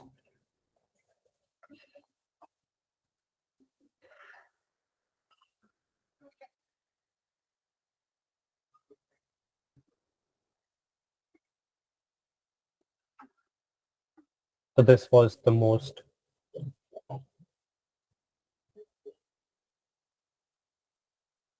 I think they have closed it. Never mind. But still, like, this automobile never exists, and you have a lot of options, right? So you have this automobile does not exist. Each time it will generate a new car, and that car would never exist. So I'll just share this with you. This is a fun exercise, a fun thing to explore, right?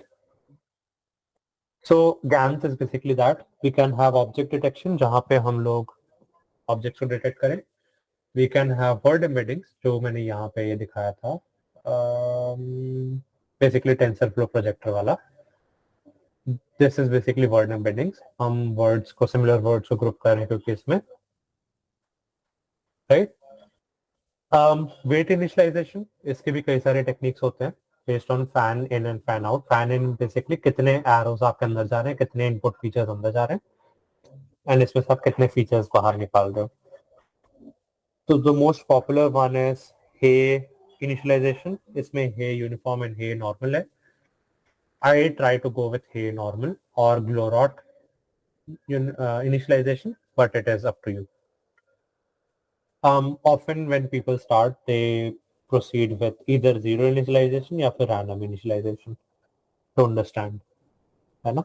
अब इसमें there is no heuristic कि आपके data set के साथ क्या चलेगा, और of course a lot of research has been put into this जहाँ पे they are trying to find out ways कि आपके data set को देख करके हम choose कर लें कि कौन सा सबसे बढ़िया way रहेगा. So Rashmi ji has a question, Anchit, in the chat. Okay. Huber loss. Oh, it was in this slide, right? So ये भी regression का ही एक loss set is not very common. Basically इसमें क्या होता है कि हम जब MSE and MAE को balance करना चाहते हैं, when we are not sure if we want to consider outliers या फिर normal वाले, that is when we use Huber loss. So in a way हम लोग importance देते हैं to both MSE and MAE. तो ये basically weighted average होता है of MSE and MAE.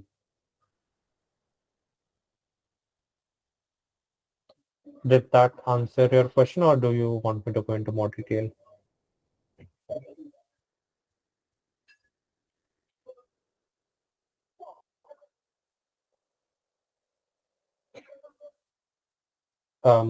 And इसमें I believe इसका एक और part भी होता है. Huber loss दो parts होते हैं इसके.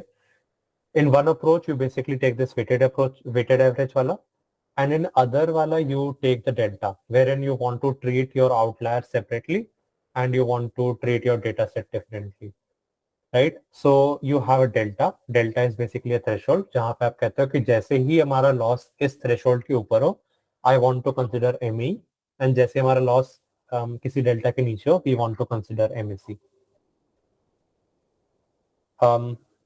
Did that answer your question, Archana and Rashmi?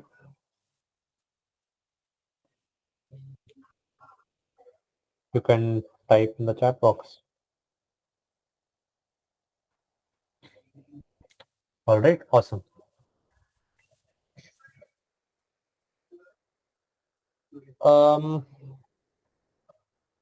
Right.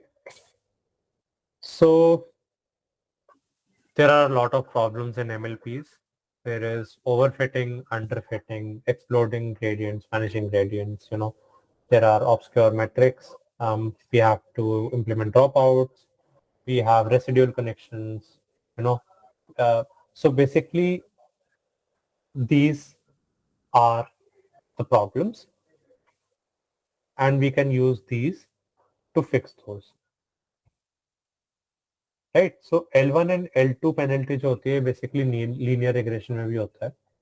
तो इसे लासो एंड रिज रिग्रेशन कहते हैं. If you want to know more about it, this helps us to give more और less weightage to certain features, ताकि हमारा model overfit ना करे and underfit ना करे. ठीक है. So based on this we do L1 and L2 penalty. इसका एक काफी अच्छा आर्टिकल था, Lasso and Ridge Regression Analytics Vidyapeeth, top link. इसमें they describe very nicely the difference. Actually, like I read all of these articles years back, and most of these have changed. So I find it a little difficult, but of course I'll share this article as well with them so that you can know more about it. I believe this was the one. Yep. So यहाँ पे आप देख सकते हो कि कैसे regularization के basis पे certain features को हम लोग ज़्यादा weightage दे रहे हैं, ये basically negative weightage है, and certain features को हम लोग ज़्यादा weightage दे रहे हैं, and we can penalize it this way ताकि हमारा model overfit ना करे. So just go through this article, a very detailed, very nice article. I'll share this link in the chat box as well, and you can always email me if you have any further questions. Right? So again, underfitting is when you are trying to solve a problem with a very basic tool, and overfitting is when you are overcomplicating things, right? So you want to have optimal balance between the two. So regularization जो आपने L1, L2 देखा वो basically क्या है? If you want to classify if it is a cat or a dog, right? So has an ear, has a tail, it's furry, has claws, mischievous look. अब tail, ear, furry तो सारी cats and dogs के पास होंगी, right? So जो important feature है वो basically है कि claws हैं कि नहीं. Actually mischievous look भी होना चाहिए था, has tail पे claws लगाना चाहिए था. But never mind. I think you get the point, right? कि these are redundant features. दोनों कैटेगरीज में हमारे पास होंगे ही होंगे. हम इनको कंसिडर करें लर्निंग में ना करें, उससे ये फर्क पड़ेगा कि हमारे वेट्स एक्स्ट्रा यूज हो रहे हैं जहां पे हमें नहीं जरूरत थी. So which means we could have used those weights to learn something better in a much more complex way. And so that is why we have regularization with us. So last one जो होता है हमने linear regression and logistic regression के case में, and deep learning network के case में हमारे पास drop out होता है जहां पे हम कुछ कनेक्शंस को स्किप कर देते हैं. Skip connections and dropout are two different things, so don't confuse between the two. And even residual connections are is a separate topic. So मतलब कुछ टर्म्स बहुत ही इंटरचेंजेबली यूज होती हैं, so you need to be sure कि किस context में पूछा जा रहा है जब आपसे कुछ भी पूछा जाए, राइट? सो इसमें हम कुछ कनेक्शंस स्किप कर देते हैं, so this helps us in preventing overfitting. And ये जो है प्रोबेबिलिटी के बेसिस पे स्किप करता है. You do not decide initially कि आप कितने या कौन कौन से कनेक्शन स्किप करना चाहते हो. कि जैसे जैसे आपका मॉडल ट्रेन होकर के validation, test set, training set इन सब पे इवैल्यूएट होता रहता है, उसके बेसिस पे you start skipping the questions, right? Then we have exploding and vanishing gradients जो मैंने बताया था. I think not go into to detail, but basic concept है कि इसमें आपका स्टेप साइज बहुत ज्यादा बड़ा हो जाता है, इसमें आपका स्टेप साइज बहुत ही ज्यादा छोटा हो जाता है. तो इसमें आपका मॉडल ट्रेन ही नहीं हो पाता, इसमें बहुत ज्यादा रैंडम हो जाता है आपका मॉडल, है ना? तो basically you can tell by एक मतलब थ्रेशोल्ड वैल्यू टाइप लगा सकते हो, greater than and less than 1 पे. Alright, so that was for MLP, all of it, and it is just 11:30. So now I will move on to large language models, what is exactly happening in the industry, right? And how you can build similar things on your own, right? You can have some small projects. So are we good to move forward? Machine learning and MLP में अभी तक किसी को कोई doubt?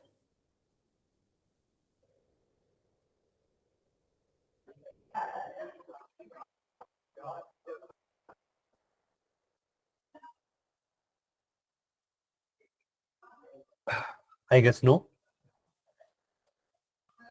All right, I will rephrase my question. ML and MLP किस किस को समझ आया जितना अभी यहाँ पे हमने डिस्कस करा है? किस किस को वो पॉइंट्स क्लियर है? You can raise your hands or type in the chat box. It is fine.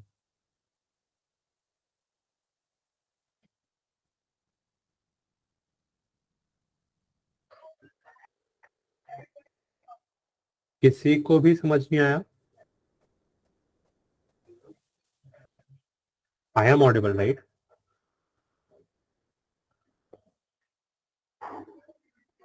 Hello?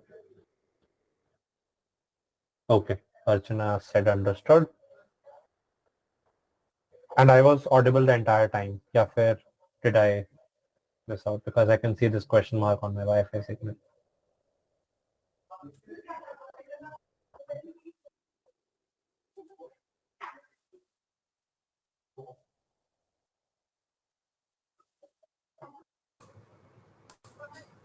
Okay, awesome. सिर्फ अर्चना को समझ आया? रश्मि, अमृता, आप लोगों को भी समझ आया? There is Amit right on my screen. Jyoti. Did you guys understand today's topic? Do you want me to reiterate to some point? Sure, Amrita. That is completely fine. Even if you partially understood it, you are better than yesterday, right? So this is a good starting point for you to start learning these things. Guys, I need you to be honest, because like the next part is a bit more from the previous part.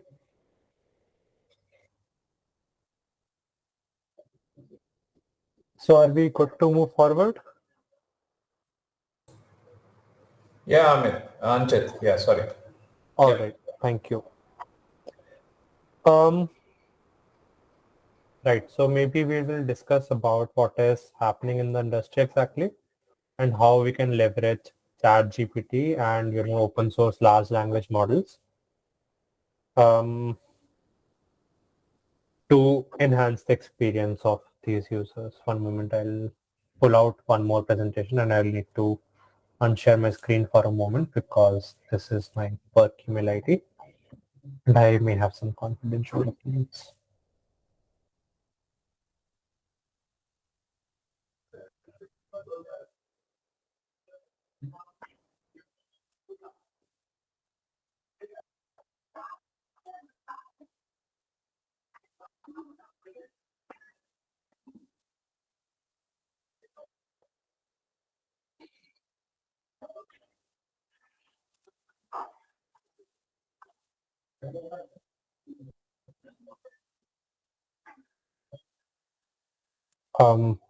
I think my network is partially working. I'm not able to access these websites.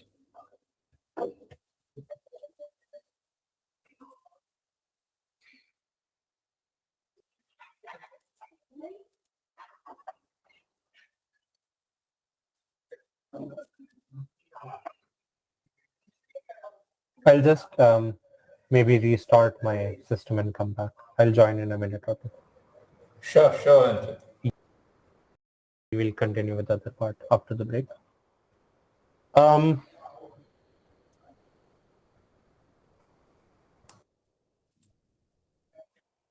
Right. So who all here knows about ChatGPT? I think सबने सुना होगा ChatGPT के बारे में, right? We'll just open the chat box. Is there anyone जिसको ChatGPT के बारे में नहीं पता अभी? या सबने सुना हुआ है? Okay. Awesome. So basically ChatGPT is a chat interface for those who don't know and are too shy to come up. Is a chat interface wherein you can ask questions about any topic and it will give you with responses, right? So ChatGPT was launched in 2022, end of 2022, and it took just 5 days for it to cross 1 million users, right?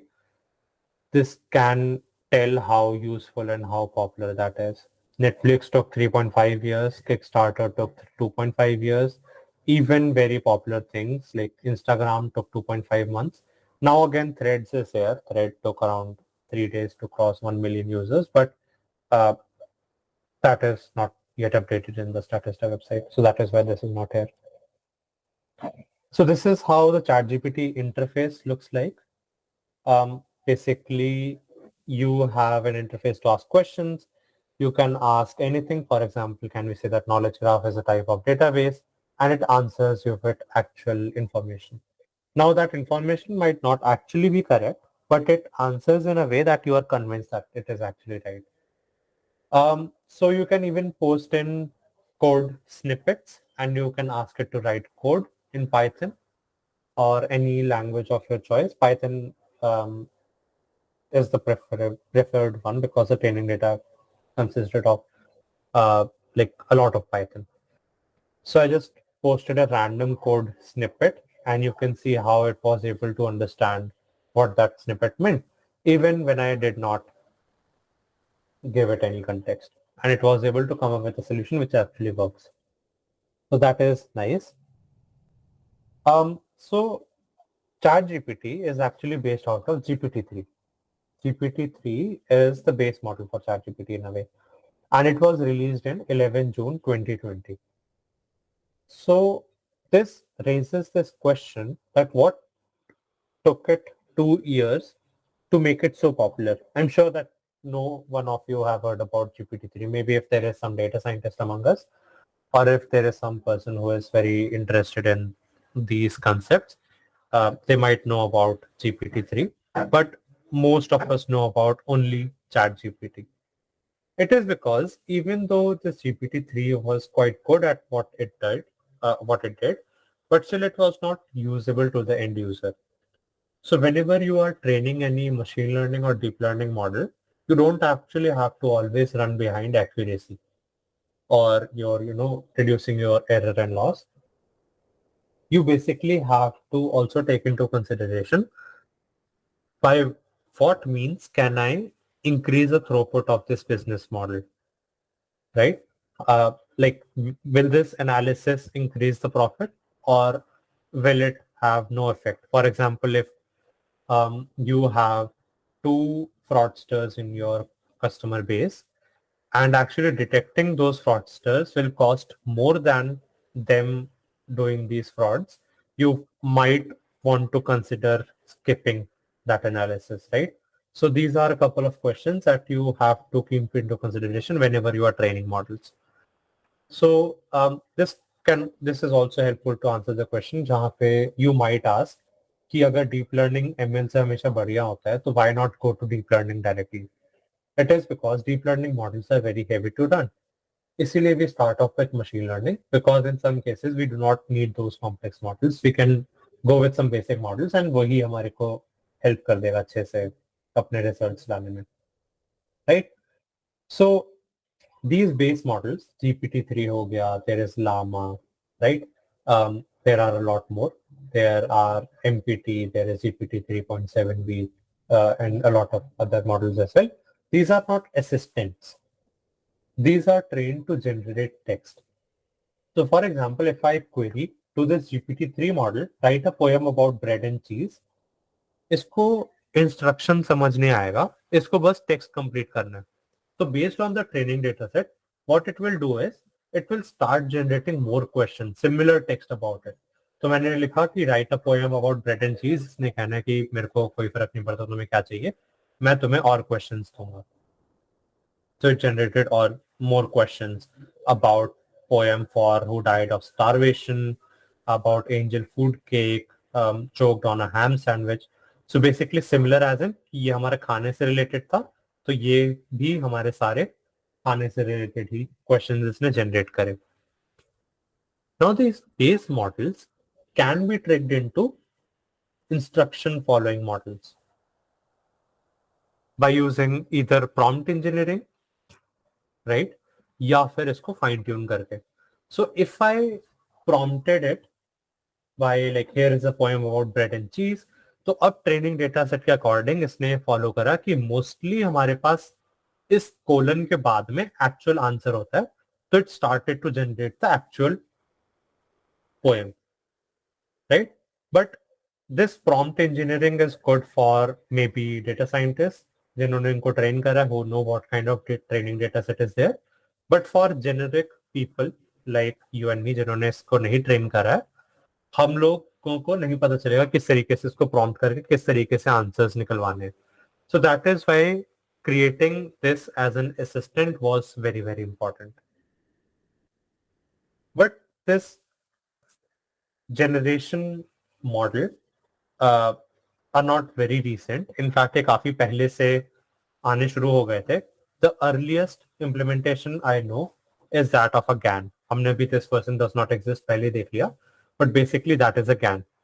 अब GAN architecture में क्या होता है? We have a generator which based on random noise tries to generate something, and there is a discriminator which on the basis of real faces classifies if this is a real face or a fake face, right?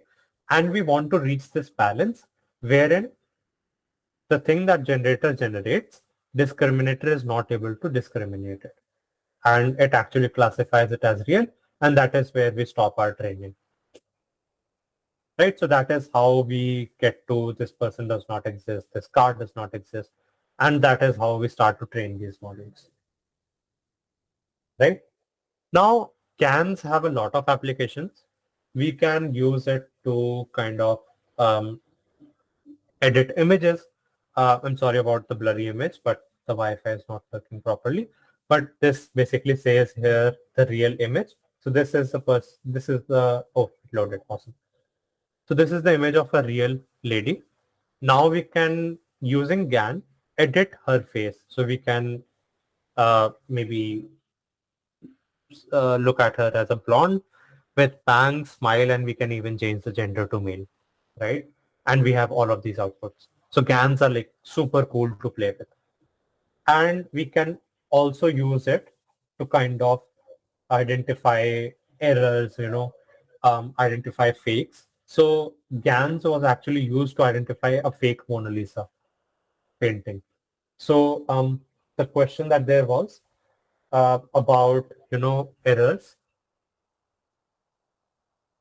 in quantum.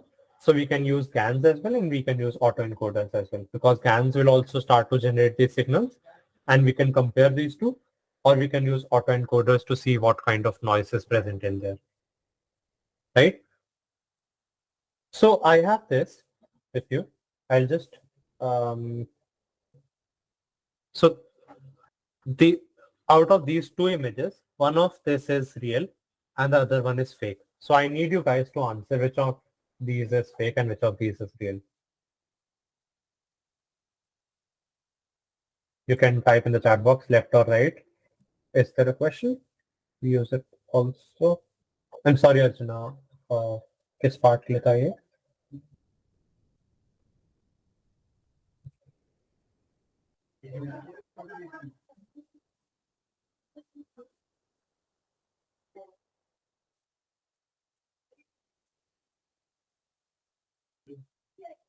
Arjuna, I could not get your question. We use it also for chat GPT. GANs.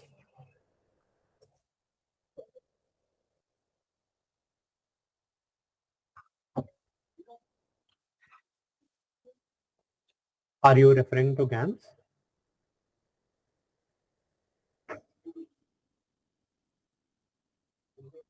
Yes. Yep. We can use ChatGPT to code as well. Yep. True. So I'll show this image to you again. So one of this is real. One of this is fake. So which one of these do you think is the real person? You can type in the chat box left or right. And please let me know when there are enough answers for it.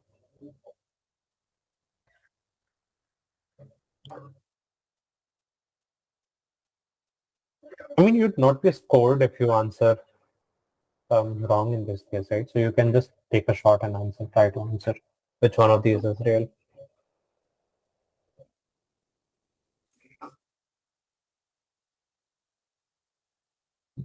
Left one is real. Okay, we have two lefts. Any more answers? We have two left still now. right one is fake. So we have 4 lefts now. Okay. So we have 4 lefts.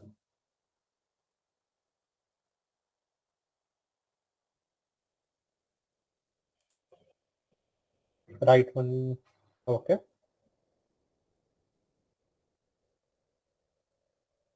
Are we good to move forward, or do you want to take more chances? Like if anyone else wants to try. I guess that's a no. So I'll just show the answer. So the right one is the real one.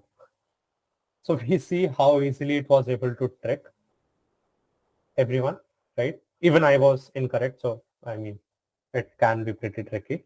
You can play this game. I'll share the link again.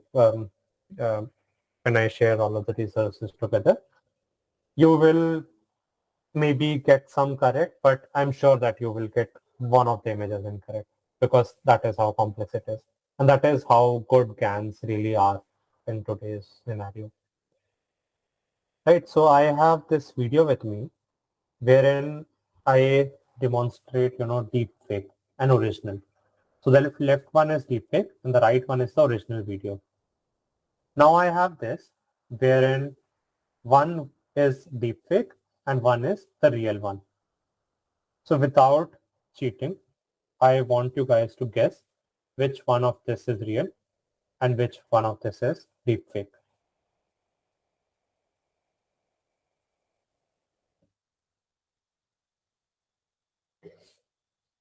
I mean, even if you follow some heuristics, you can see that, even video generation using deepfake is like pretty good, right? If I hide one part from this, I don't think you'll be able to tell me if this one is real or fake or the other way around. Right? Anyone wants to try or should I just proceed forward?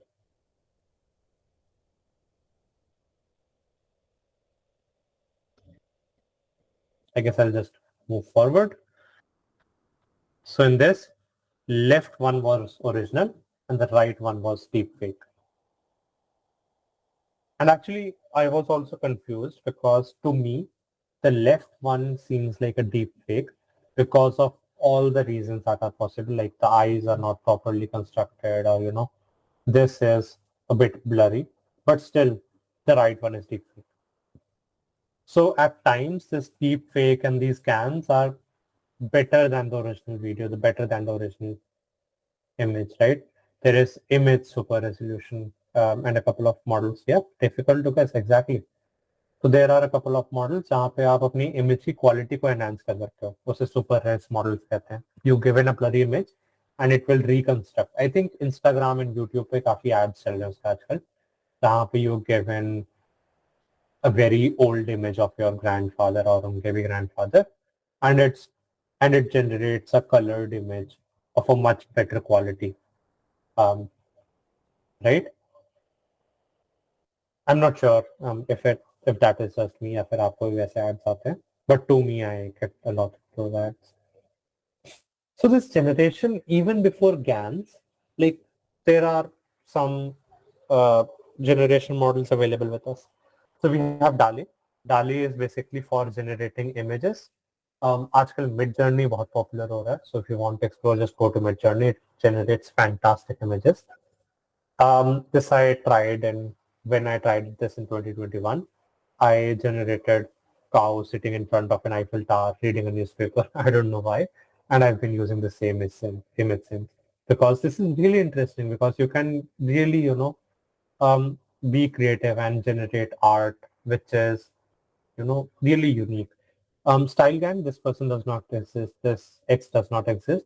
In 2016, we were able to generate speech. This was not the first model, of course, but in 2016, this was the model which actually, made a difference in the data science world because that is when Apple and Android and everyone started to release Siri and everything. So this was a model which actually made a difference in the industry and made it feasible for them to use text to speech. But this audio generation the earliest paper that I was able to track it back to was in December 1993. And I'm sure that if you research deeply, you will be able to find papers even before that. Now, this paper basically talks about generating sounds by using turbulent and separated flows. This talks about a physical device, but to be fair, computers are not really there, right? So in a way, this is a computer, but उनकी computation थोड़ी different है, right? So मतलब इसे काफी समय से हमारे पास काम चल रहा है, but still काफी समय के बाद अब जाके थोड़े breakthroughs होना शुरू हुए हैं. And even Siri was released in 2011, I guess. But 2011 वाली Siri अगर आप देखोगे तो that was like super stupid. उसको कुछ भी नहीं समझ आता था. आप जो भी पूछते थे उससे सबका सेम ही रिप्लाई था कि I could not understand that. Could you repeat that and things like that. So now let's talk about how this GPT-3 base model was made useful, right? So there were a couple of steps that you can share. There are a couple of steps that you can follow to make this base model useful. So सबसे पहला step है pre training, जहां पे आपको GPT-3 मिलेगा. So इसमें आप raw internet को यूज करोगे, ट्रिलियंस ऑफ टेक्स्ट उठाओगे आप, टॉप क्वालिटी, लो क्वालिटी, बस क्वांटिटी होनी चाहिए बहुत ज्यादा. इससे क्या होगा, आपका मॉडल फ्लो बनाना सीखेगा कि प्रॉपर ग्रामेटिकल स्ट्रक्चर वो जनरेट करना शुरू करेगा, राइट. देन वो एक फ्लो प्रॉपर फॉलो करेगा एंड वो कॉन्टिन्यूसली टेक्स्ट जनरेट करता जाएगा लगातार. अब ये वाला मॉडल जो होता है ये काफी ज्यादा डेंजरस होता है, क्योंकि हम रॉ इंटरनेट को यूज कर रहे हैं तो हो सकता है हमारे पास काफी सारा अब्यूसिव कंटेंट मिल जाए हमको, राइट. हो सकता है कई सारी चीजें वो ऐसा इन्फर करना शुरू कर दे जो एक्चुअल में सेफ नहीं है. फॉर एग्जाम्पल चैट जीपीटी के जो हैक्स निकलते हैं उसमें ऑफन कई सारी ऐसी चीजें होती हैं लाइक मैं बैंक को कैसे लूटूं, and ChatGPT actually gives you with steps कि आप ऐसे ऐसे करके लूट सकते हैं without getting detected, which is not very safe, right. इसको सारा रॉ इंफॉर्मेशन है उसके पास, तो it is able to generate, but आपको वो सब मॉडरेट करना होगा, राइट. सो इसमें आपको थाउजेंड्स ऑफ जीपीयूज लगते हैं, लाखों रुपए लग जाते हैं, लाखों डॉलर्स एक्चुअली. जीपीटी को ट्रेन करने के लिए I think $10 million, I am not sure. I think I have the slide थोड़ा आगे कि कितने एक्चुअल में लगे थे. देन लामा को भी ट्रेन करने में 5 million के अराउंड लगे थे. अब इसके बाद you take out this base model and you now start to train it on a supervised fine tuning approach.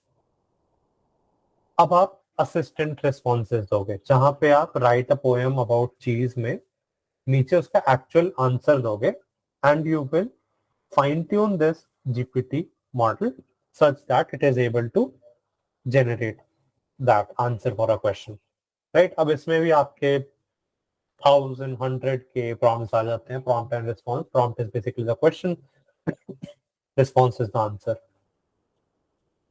And please stop me if I do not make sense.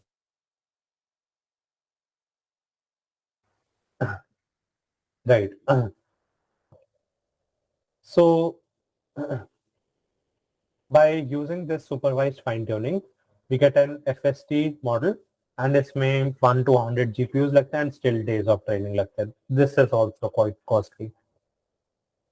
अब आप क्या करते हो कि जो आपके पास responses आ रहे हैं उसमें आप reinforcement learning लगाते हो, जो हमने पहले देखा था. You actually penalize the model या फिर you give it rewards based on जो भी वो आंसर दे रहा है. अब इसमें जो है आप actual contractors हायर करते हो. ये वाले प्रॉम्प्ट रिस्पॉन्स आपको स्टैक ओवरफ्लो, कोरा एंड यहाँ सबसे मिलते हैं. अब इसमें आप कॉन्ट्रैक्टर्स हायर करते हो जहां पे आपके पास लो क्वांटिटी होती है एंड हाई क्वालिटी होती है ना. अब इसमें 100K से 1 million तक आपके प्रॉम्प्ट्स रहते हैं जिसमें आप एक क्लासिफायर मॉडल बनाते हो ताकि प्रोसेस ऑटोमेट हो जाए कि if this response is safe to be give it to end users और नॉट. या फिर आप क्लासिफायर बना सकते हो कि ये इसका फ्लो कैसा है, इसका फ्लो ठीक है कि नहीं, एंड थिंग्स लाइक दैट. ठीक है. इसमें भी 1 to 100 जीपीयूज लगते हैं एंड इसमें भी काफी सारे दिन लग जाते हैं ट्रेन करते हुए. तो you get RM model for this from this. ठीक है. Finally at the end you have reinforcement learning जहां पे आप 10,000 to 100,000 प्रॉम्प्ट्स लेते हो. ये अगेन कॉन्ट्रैक्टर्स लेते हैं, बट अब इस केस में जो इवैल्यूएशन होता है वो भी कॉन्ट्रैक्टर्स ही करते हैं, जो कि लैंग्वेज एक्सपर्ट्स होते हैं आपके, कि क्या इस आंसर ने क्वेश्चन को अच्छे से आंसर करा, क्या इसकी क्वालिटी ठीक थी. एक्चुअल में जब आप चैट जीपीटी को थोड़ा ज्यादा यूज करोगे तो यू नोटिस कि even chat GPT prompts you at times कि कौन सा रिस्पॉन्स इन दोनों में से आपको ज्यादा बेटर लगा आपके क्वेश्चन के लिए. तो इन अ वे आप भी इसके रीइंफोर्समेंट लर्निंग में उस पर कॉन्ट्रीब्यूट कर रहे हो.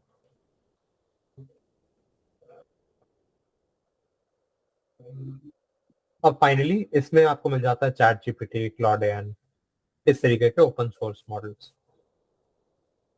ठीक है, इज दैट क्लियर यहाँ तक? कोई डाउट किसी को, कोई question?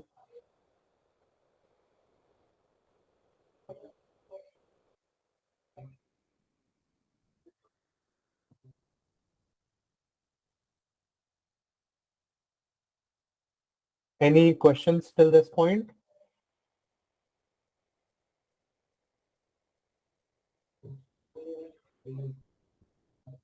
I guess no.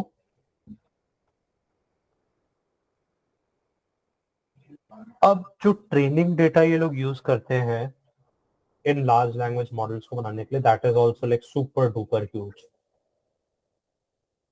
Right? अब जैसे आप देख सकते हो सिर्फ 3.3 टेराबाइट का textual data, like I think a text document KBs में होता है, a good presentation is in MBs, good presentation like very extensive presentation, I think 200 slides roughly 20 MBs के equal होता है if you have images and everything. And that is just common crawl. Apart from that, you use C4, GitHub, Wikipedia, Books, Archive, and Stack Exchange.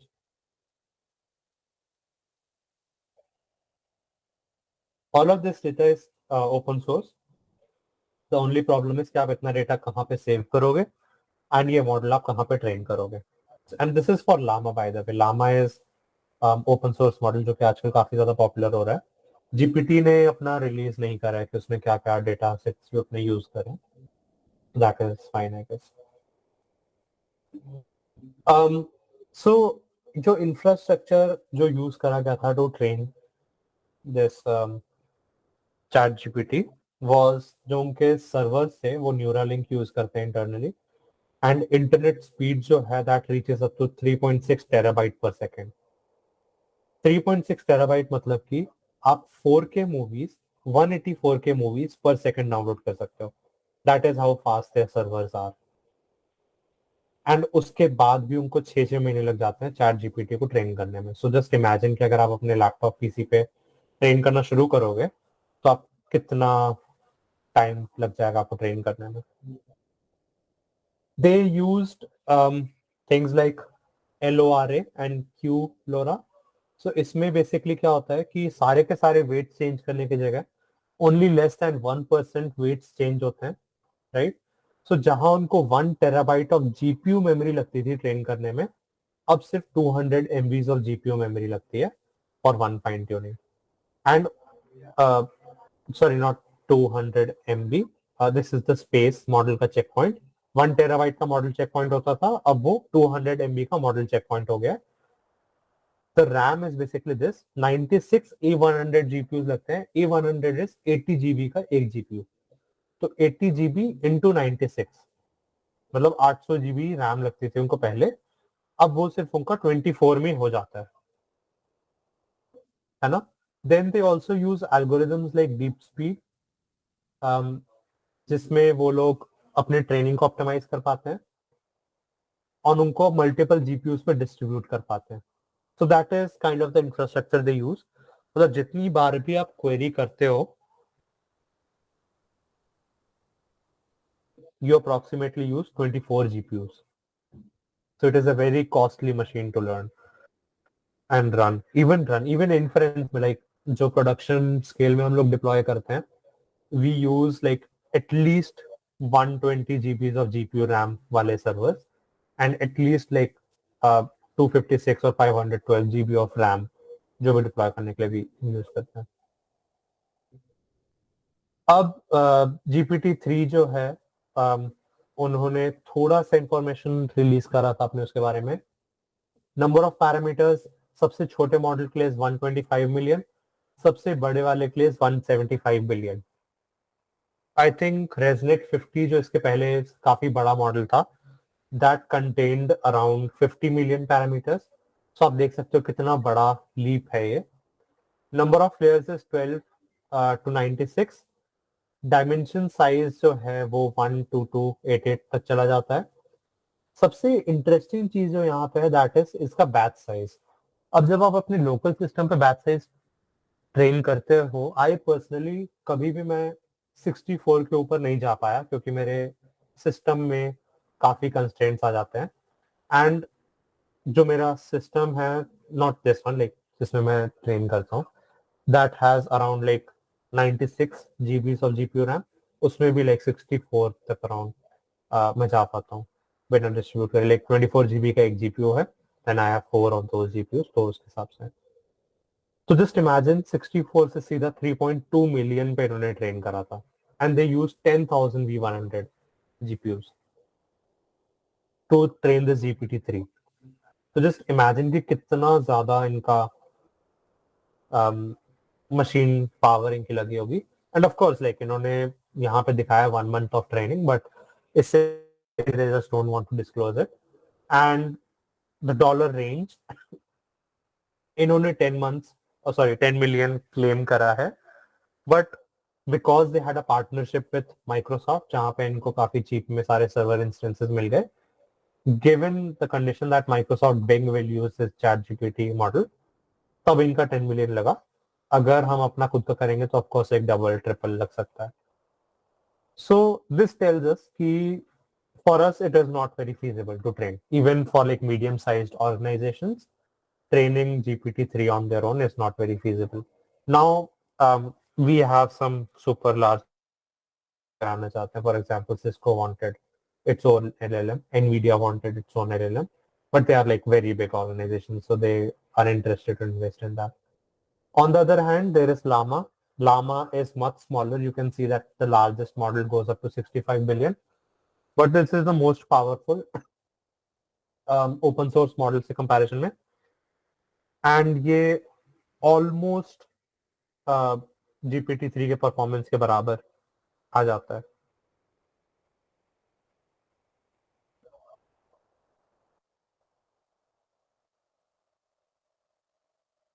Right? So, sorry, I'm getting a call. 1 second.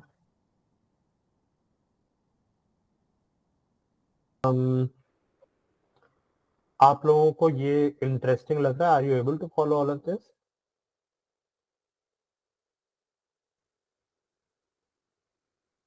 I mean, this is what is going on in the industry currently, and maximum जो है job roles are around GPT only, large language models and prompt engineering and ये सब. And maximum of the projects that are coming in are also around large language models only. So I thought that this would be a good thing for you guys to know about. And of course, I'll also share some prompt engineering के courses. अभी US वाली side पे majorly prompt engineering के related काफी ज़्यादा वो आ रहे हैं, job roles आ रहे हैं. So prompt engineering is also a good skill to have, right? All right, so I'll continue. So on Hugging Face, we basically have this leaderboard. I'll just check if my network is back. I don't know what is happening today. Usually ऐसा नहीं होता है. Not even sure if this is my system or, you know.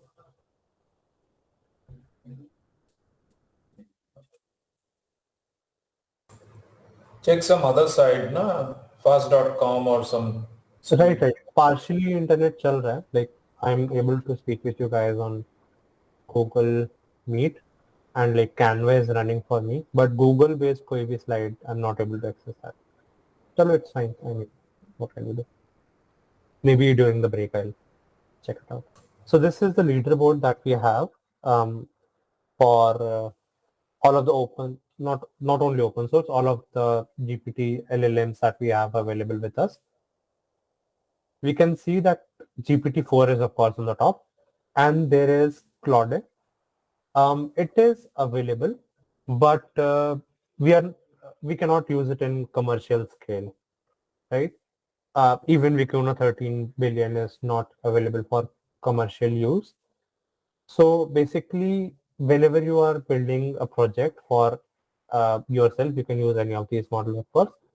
But when you are starting to build for a client, for example, or an organization, you have to be very sure about their privacy concerns.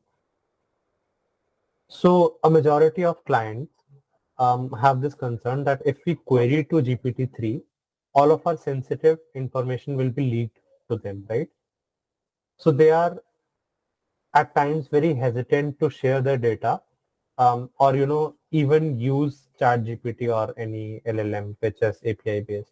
They want to host their own LLMs, which is why NVIDIA and Cisco and these large organizations are training their own large language models, is because they don't want to share their information with OpenAI, right? Because everything that you query in ChatGPT is saved on OpenAI servers, and they use it to fine tune. So in, I guess, January this year, when ChatGPT was just gaining popularity, a lot of software developers used to go in and ask queries to ChatGPT, and of course OpenAI was also trying to improve the performance. So a couple of employees from Samsung, what they did was they took out their algorithm, which was very proprietary and which made them better than the other mobiles. It had something to do with the lock screen, I believe. And they just, pasted all of that in the ChatGPT and asked it how we can improve it. Now, of course, ChatGPT was able to answer how they should work on improving it.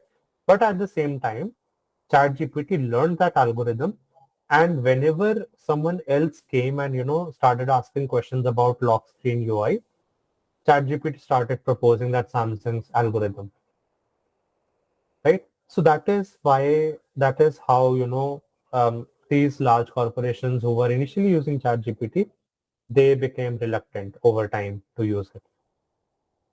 So OpenAI, of course, there are a couple of ways by which you can solve this problem. One way is to use ChatGPT's API. OpenAI claims that they do not save the information there, but of course you cannot trust anyone like that with sensitive information that is super important. So the other way is to use things like, so there is a very nice service by Azure wherein you can mask the important information from your prompts, and GPT will use like random words at those places, and based on that you'll map out your sensitive information again. So by this way you can kind of query ChatGPT without leaking the sensitive information if you ever want to do that, right? But at the same time, because you now have to upload your data to Azure servers, again the same problem arises if you can trust this or not. So the best way is to kind of not use sensitive information as of now, or use some smaller models. I actually trained some smaller models on my local systems and I'll walk you through it. So this architecture is basically, it follows Attention is All You Need paper, which released in 2017. And it was until 2020 that they realized that one part of this paper could actually be used to generate such powerful models. And this architecture is quite simple. We saw this architecture some time back.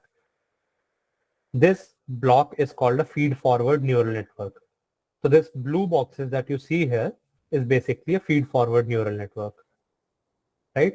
अब इसमें transformer attention is all you need ने जो architecture propose करा था, it consists of two parts. This is an encoder, this is a decoder. 2017 से 2020 तक सबको लगा कि encoder decoder हमें साथ में यूज करना है, but it was in 2020 that they realized कि अगर हम सिर्फ decoder यूज करते हैं तो प्रॉब्लम्स लाइक टेक्स्ट जनरेशन, जहां पे हम सिर्फ हिस्ट्री दिखाना चाहते हैं, फ्यूचर नहीं दिखाना चाहते, वो ज्यादा अच्छा परफॉर्म करता है। एंड एनकोडर्स जैसे अगर हम सेंटिमेंट क्लासिफिकेशन करना चाहते हैं या फिर कोई भी क्लासिफिकेशन करना चाहते हैं जहां पे हम पूरा सेंटेंस एक बार में दिखाना चाहते हैं, वहां पे एनकोडर वाला पार्ट ज्यादा अच्छे से काम करता है. So architecture is quite simple. Simply आप फीड फॉरवर्ड लेयर में एक अटेंशन वाला पार्ट ऐड कर देते हो, and attention is nothing but हर एक वर्ड इन अ सेंटेंस को आप अलग से इंपॉर्टेंस देते हो. I not go into detail again, ये काफी बड़ा टॉपिक है, एंड अगेन इसमें आई थिंक 1 घंटे के अराउंड लग जाएगा, तो I not go into this.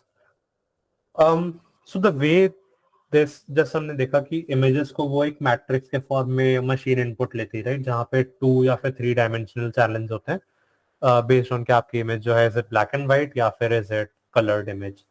So similarly जो ये है हमारे पास टेक्स्ट को हम लोग इंटीजर्स में कन्वर्ट करते हैं. अब हर एक टेक्स्ट को एक यूनिक आईडी असाइन करी होती है जो कि ये मॉडल समझते हैं. Now I made this spelling mistake जानबूझ के, ताकि आई कैन शो कि how it is splitting tokens. Now इसका जो टोकनाइजर है, इट रियलाइज कि GOFD जैसा कोई वर्ड होता ही नहीं है. So maybe this person meant 2 separate words, one is GO and one is FD, right? So that is how they calculate number of tokens, and number of tokens is not always equal to the number of words in a sentence. Okay, and here we can see how the same text is now kind of converted into integer values. So now this full stop will be 13 everywhere. So we can see कि अगर हम R का देखें तो यहाँ पे कुछ हमारे रिपीट भी होंगे, जैसे 389 एंड 389, राइट, एंड सिमिलरली हमारे और भी ऐसे रिपीट हुए होंगे. सो आई बिलीव इस वाली स्लाइड के बाद we can go for our breaks unless you guys have any questions. These are all free apps. ChatGPT is definitely free, but जब आप API यूज करते हो तो that API is paid. क्योंकि with API you get कुछ extra benefits like privacy वाला what they claim. You get the response speed as faster. आप अलग अलग मॉडल्स ट्राई आउट कर सकते हो, उनके अलग अलग सर्विसेज अवेलेबल हैं. तो API is paid but ChatGPT is free. Llama model जो है you have to apply for weights unless you are a researcher or a student. You won't be provided with the weights for that model. And ऐसे ही हमारे पास थोड़े models और भी हैं. तो मतलब इट डिपेंड्स रियली कि कौन से ओपन सोर्स है. Open source are always free, not always free. जैसे Llama is also open source but उसमें you have to request, so it is free but not available to everyone, है ना.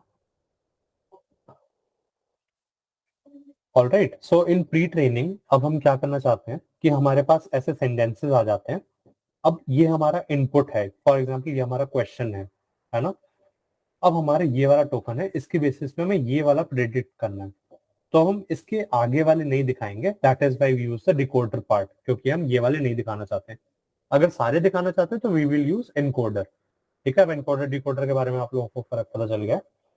अब इस डिकोडर में हम वही सेम फीड फॉरवर्ड वाला जो आर्किटेक्चर देखा था, इसमें एंड में सॉफ्टमैक्स एक्टिवेशन फंक्शन लगाएंगे which is used for multi class classification. And 50,257 words जो है हमारे पास, उसमें से हर एक वर्ड की इंडिविजुअल प्रोबेबिलिटी हम लोग निकालेंगे, एंड उसमें से मैक्सिमम प्रोबेबिलिटी वाला we will just use it. So for example इसमें जो हमारे पास 513 की मैक्सिमम प्रोबेबिलिटी थी, तो इसलिए we chose 513 and we use that to predict. And then we will calculate कि हमारा जो है based on this probability distribution how far were we, जो हमने प्रेडिक्ट करा है एंड जो एक्चुअल वाला था उससे. यहां तक क्लियर है सबको?